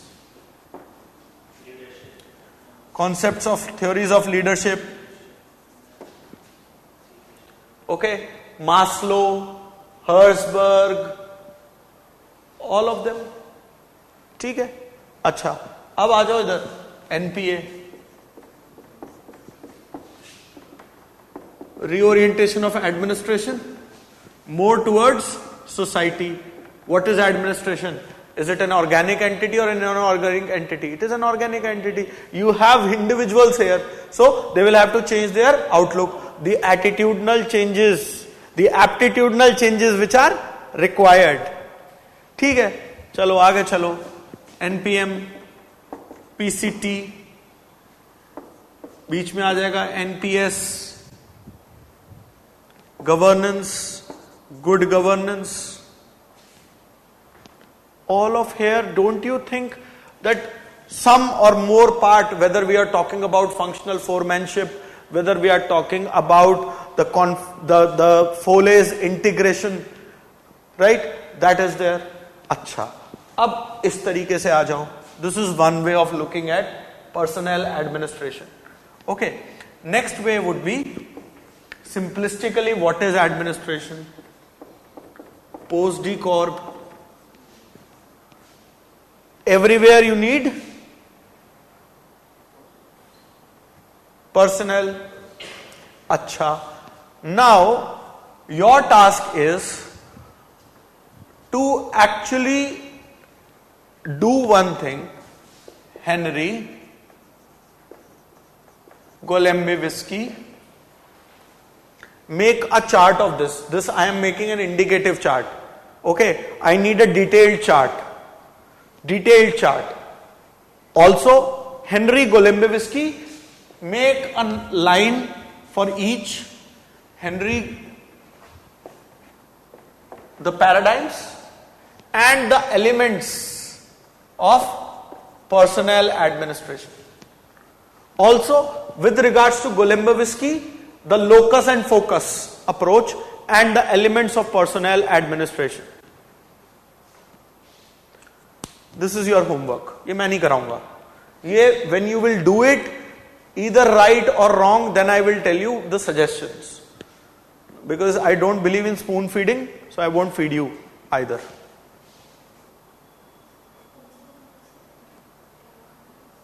Homework करना है. टॉपिक टॉपिक यही है, ये टास्क है, ये करना है और ये करके मुझे भेजना है. The mechanism was told in the first lecture, no, मुझे भेजना है. Otherwise I will not discuss it. I will only discuss it with a person who does it, not generally. Don't say I missed the lecture, my exam is near, etc., etc. If you can't spare 30 minutes for small exercises, then there is no use. Even if you will become IAS officers, good for you, not for me. Okay?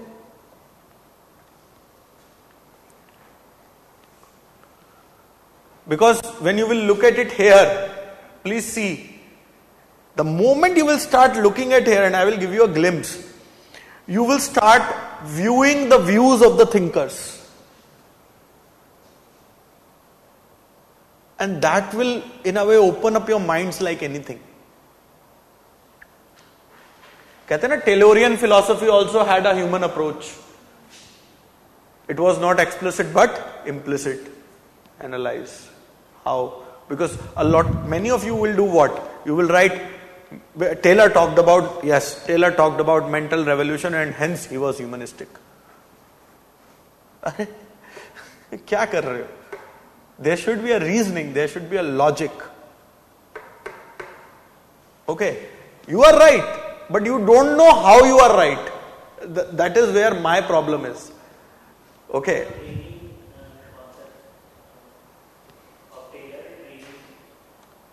Right, it is related to how Taylor is looking at advancing the skills so that ultimately the efficiency and effectiveness can be achieved. But if you are talking about mental revolution, is it just about how to fasten a screw? That is where I want you to actually think. थोड़ा सा इसमें जोर लगेगा. It will be painful, but do it. ठीक है? Agreed? ठीक, आगे चलते हैं. Because till you don't see this thing in motion, till you don't see things being interrelated, the holistic understanding will not develop.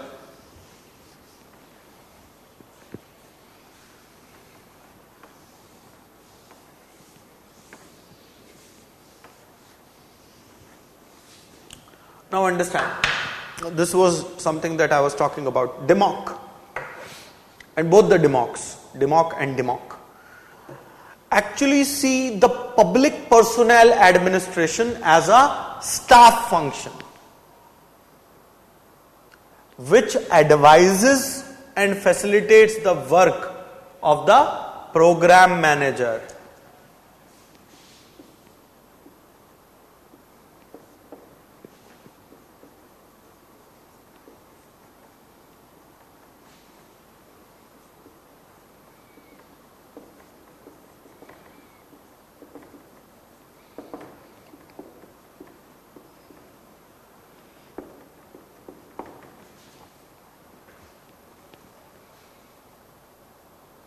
In matters relating to recruitment, deployment, motivation and training of employees,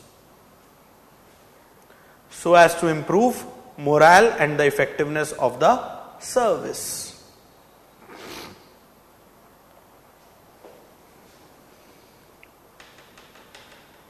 So a staffing function, where can we plug it?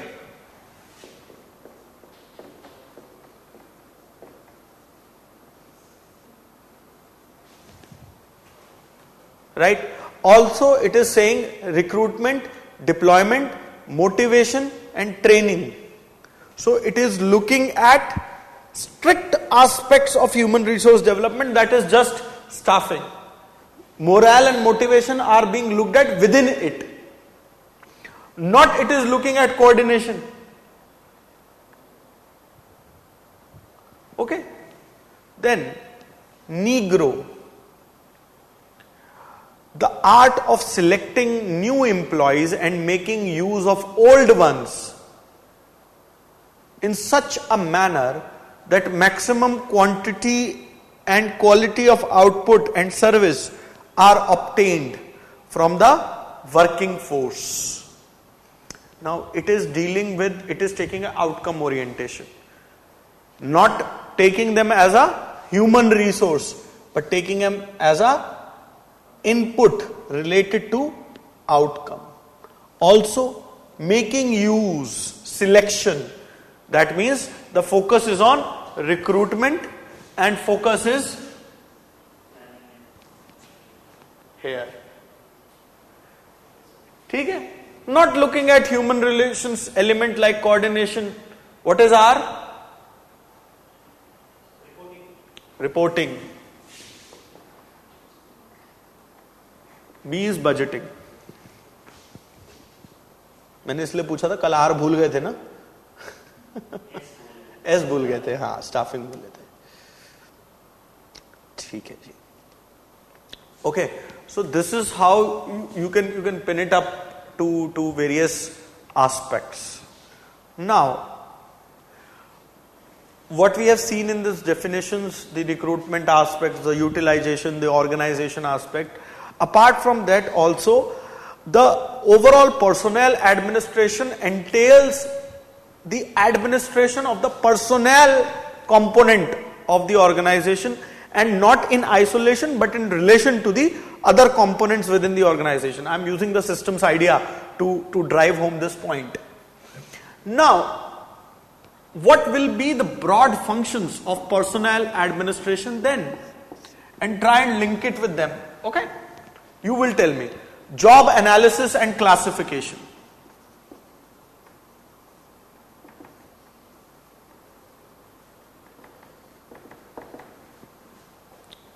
बताओ.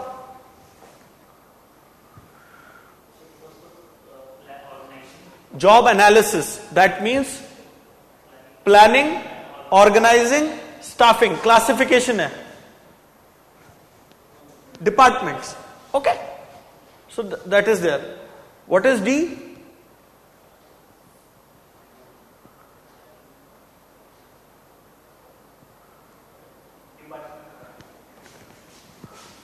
क्या है D?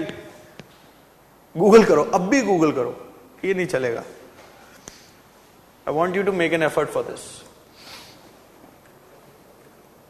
What is the full form of post job? Planning, organizing, staffing.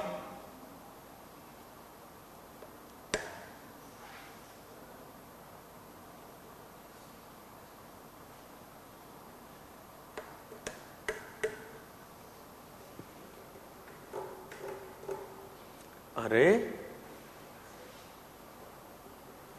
इतनी देर लग गई भाई, कोई online वाला ही बता दो.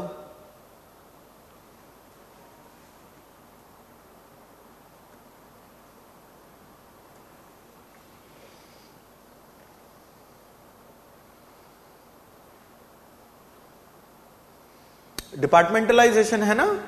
अरे डायरेक्टिंग गधो, directing.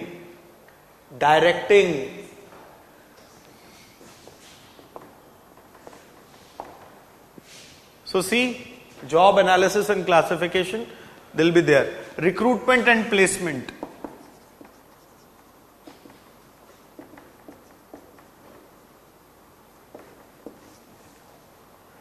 evaluation, promotion and transfer.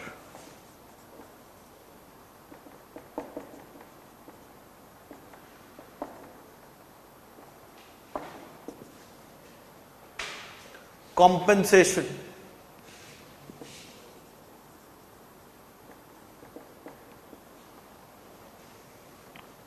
Training, counseling and improvement.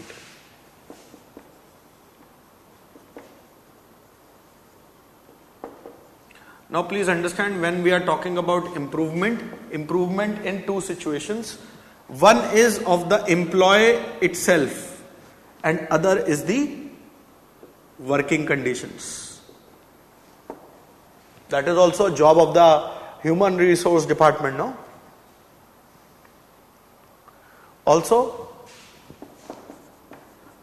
relationship management. How?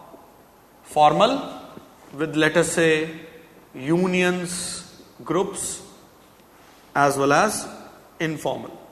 For example, okay, this is a very cosmopolitan city, this and that, but would you generally prefer that female employees would work very late into a night and go with male employees? Right? So you won't prefer it like that. So you are molding as per the cultural norms, and hence the relationship management, both formal as well as informal. Okay? Also, a task is the disciplinary action. So the discipline and the record maintenance. The record maintenance. You will have to maintain the records. Now, tell me a classical personnel management system which actually looks at all these things and has been prevalent in the administration. Tell me of one system, one word.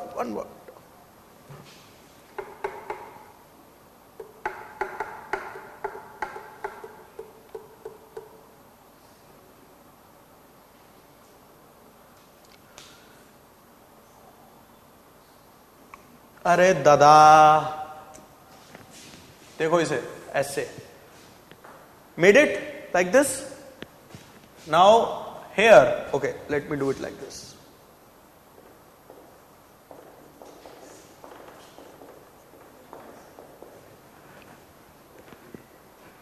कितना obvious था ना, but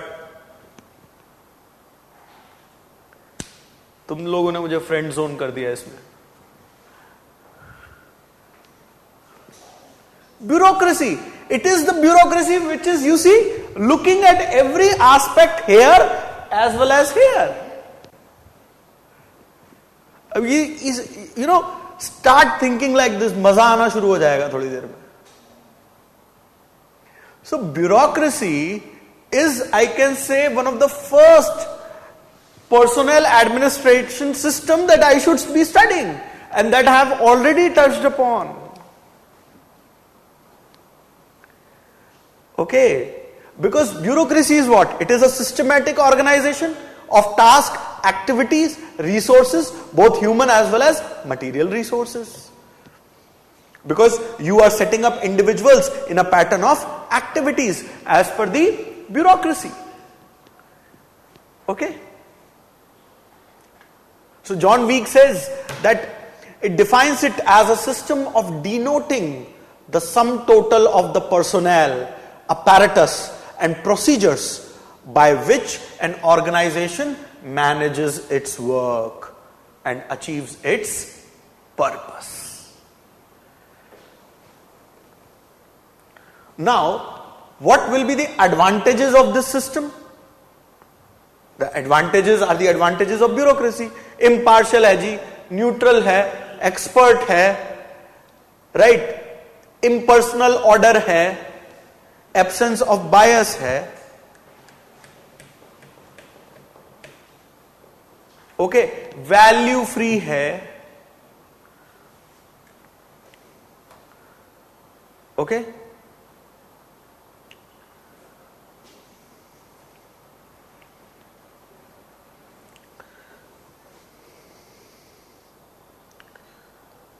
So Piffner says that bureaucracy is a systematic organization of tasks and individuals into a pattern which can most effectively achieve the ends of the collective efforts. Isn't this the simple definition of how organizational goals are to be achieved? Also, the beauty of this system is that it is a regulated system because there are so many interconnections. What are the characteristics?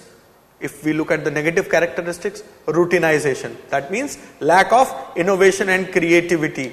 Okay, delayed decision making. That means not being able to respond to emerging or changing situations. Inhuman. Not human sensitive approach. Okay. So, as the functions of the state will increase, the bureaucratic orientation of personnel administration continues to become increasingly misfit for the public personnel administration. Okay. For example, the imperatives of health, education, climate, complex technological challenges, right? Venturing out of the public enterprises. All of that demands more public personnel administration but less bureaucratic administration. Because the functions are increasing, so you will need more people. But the bureaucratic mechanisms will not be able to respond. So what you can do, for routine functions, you can keep the bureaucratic mechanisms. But for non-routine functions, for non-routine aspects with which public administration has to deal, you will have to adopt non-bureaucratic approach to public personnel administration. Therefore, you see internships, expert groups, ad hoc committees, think tank approach coming into the administrative psyche. ठीक है जी. Next, as the levels of democratization acquire far more realism, the bureaucratic structure remains or continues to become increasingly misfit. But does that mean that we should call or we should be beginning to write the obituary of the bureaucracy? No, it is needed. Okay? Understood? Now, also if you are looking at personnel administrative system, so technically on the conceptual side, you will have the bureaucratic administrative system as it was prevalent in Prussia, the predecessor to the Germany as we see it, in the onset of the 20th century. Then you have an aristocratic system which was prevalent in the pre-World War I era in Britain. Okay?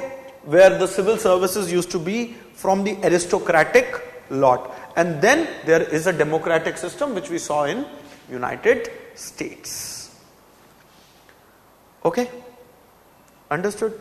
So Weberian bureaucracy, there would be characteristics, for example, separation of office from the incumbent, merit based, fixed remuneration, etc., etc. I'm not getting into that.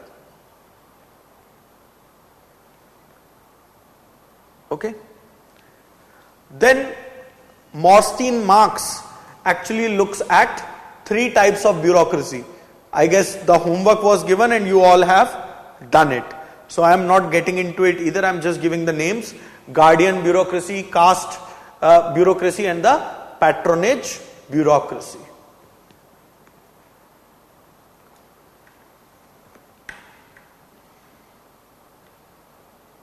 Okay? Understood? So the criticism of the bureaucratic personnel management system is, or the personnel administration is, that even in democratic systems, it has acquired so much power that it has continued to thrive and grow.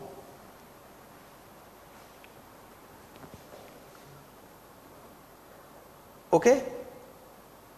And there are chances that it will grow like a Frankenstein monster and will eat away its creator.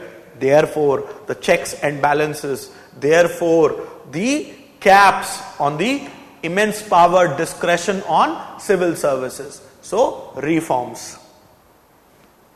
Okay, getting it? Because what is happening?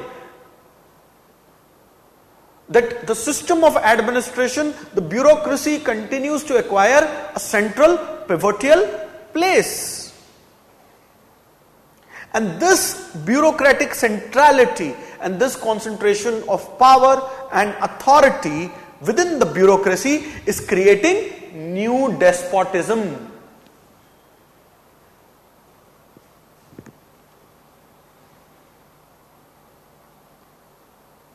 Also, you see the orientations of this bureaucracy.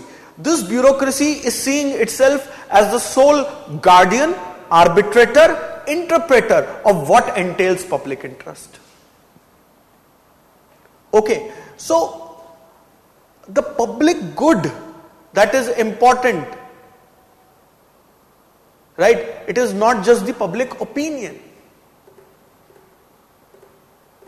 Also, the time, the systemic inertia that is there, the lethargic attitude, the red tapeism, the status quoism, which is there within the bureaucratic personnel administration, makes it a late responder.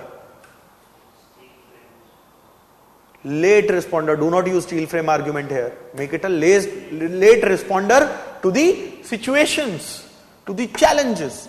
Also, it makes it resistant to change and reform.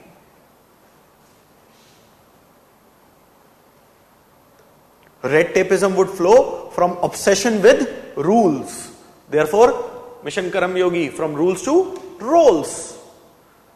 It places too much emphasis on procedure. The whole goal displacement argument that is there.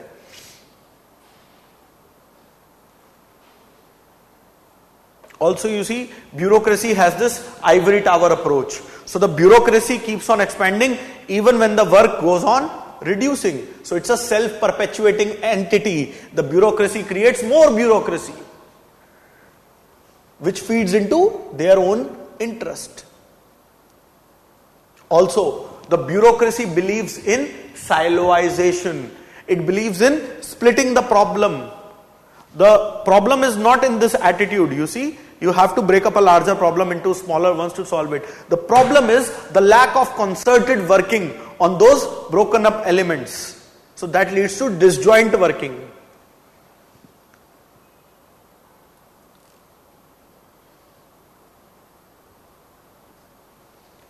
So it does not actually establish that sort of a correlation. Bureaucracy has developed a prohibitive attitude. You come up with an idea and they say, the first response would be, ye to nahi ho sakta. This has become an attitudinal problem, that this cannot happen. Because they are resistant to change.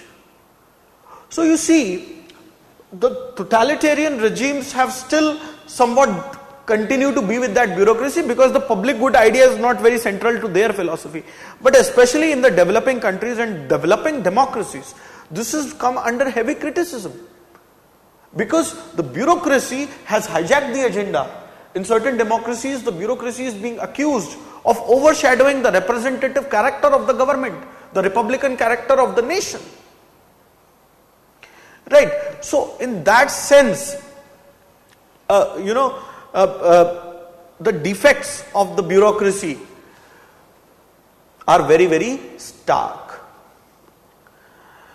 So in this light, Robson says that the maladies from which bureaucracy most frequently suffers are excessive sense of self-importance on the part of the officials or an undue idea of importance of their own office and indifference towards the feeling and convenience of individual citizens, a preoccupation with the activities of particular units of administration, and an inability to consider the government as a whole, and a failure to recognize relations between the governors and the governed as an essential part of the democratic process. Okay? Understood? So how do we improve it? These are the flaws. Work on it. Okay? So with this, I'll close today's session. In the next session, we'll continue with personnel administration and in a similar way go into the financial administration and management part. Before we part the ways for the day, let me know if there are any queries. Flip through the pages and let me know if you have understood the interlinkages and the points that I want you to drive home.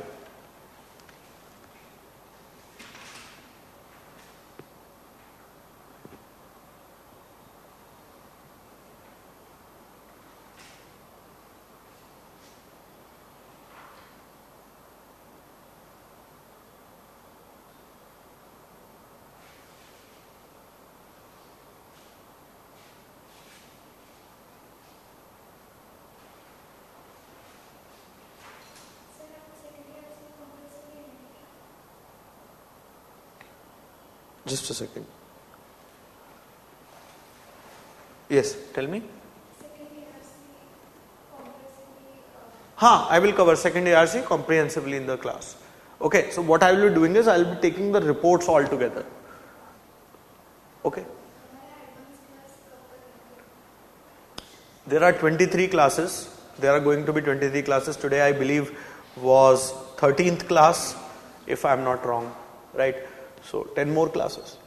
The idea is not to, I hope you all understand that we are not doing the entire syllabus in 23 days. What we are doing is from the mains point of view, from the enrichment point of view, from the final polishing point of view. I am sure that there are a lot of things that are being discussed in the class which you already knew, but you did not see it that way. Okay, so that is the idea, that how we linked these elements. That is something that is not given in any book. You will have to develop it. Okay, so I am here just to help you to develop it.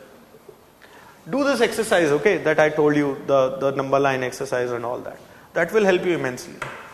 Alright, okay, thank you everyone.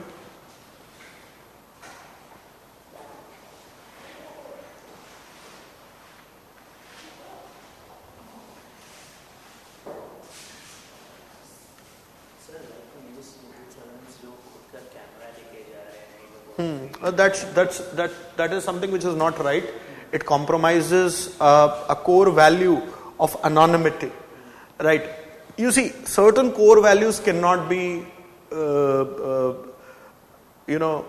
compromised. I understand that this is a technological era. It's a far more visual era. If you have a Twitter handle or an Instagram, that is fine. Inka means kind of civil servants ka nowadays हो रहा है कि someone will interpret as differently a short काट के आप ये करेंगे and the potential of it being misused, misinterpreted is something that is an exogenous idea, right? Obviously that is there. What I am looking at is very internal, that how these civil servants are actually moving with cameras. Is it a protective mechanism? No, it is not a protective mechanism. You aren't doing whistleblowing by putting the music of RRR in the background. No, that's a different thing that they are doing, but some are No. their own. They say, No, I understand. I don't want to get into the names. I understand that some of them are taking their own cameras, but have they used that footage for some administrative purposes? No. What's the point of putting it on internet? If they claim that okay, they put it through administrative purposes. No, what you are assuming is, I'm just dissecting your assumption, that if they are putting it for administrative purposes and their complaints have not been heard or acted upon, then they are putting out in social media or popular media or otherwise just to act as a whistleblower. That's fine. That works for me. So if they are doing it for administrative, they can use it the governmental sides. Yes, that is what I am saying.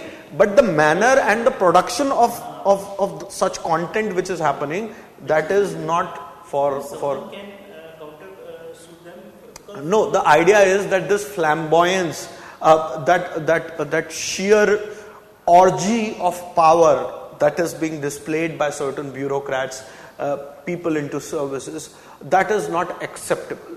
The point here is that it creates a psychological sense of entitlement and legitimizes that psychological sense of entitlement that these bureaucrats are displaying in this so-called orgy of power that in my personal opinion, I would label it. Look at what happened. I mean, there was this official in Maharashtra and she was demanding all sense of entitlements. And yes, I mean, the judgment will be out when it will be out based on the inquiry that whether she misused certain provisions, fake representation. But she was trying to acquire all of this for what? For display. That is where the point is. Why do you want to display? You have to be anonymous. You have to be anonymous. Who drafted Shimla Agreement? Do you know the name of the IFS official? No. It should not be. Right? It's their work. It's leaders. What are leaders for? Leaders are for... Leaders, it's a leadership moment. Yes, Dr. APJ Abdul Kalam was one of the scientific advisors to the Prime Minister. He was a space scientist first, let's be clear. He was a defense scientist, he was not a nuclear scientist. Right? He was a part of the Pokhran explosions. But who took the credit? It was a leadership moment. It was the then Prime Minister. He congratulated the scientific community, credited them. But who was the face? It has to be the politics. Yes, it was Mrs. Gandhi. It was Mrs. Gandhi. Manekshaw happened to be one of the commanders, but you cannot really actually dilute the contributions of Admiral Nanda and the then Air Chief then. So the point is that it has to be a leadership moment. If it was the Second World War. This to be known because one of my friend in the interview he was from army background. He was asked this question. Right. He told that I like World War movies and this. And he suddenly asked who was the Navy Admiral at the time of 1971. He forgot it.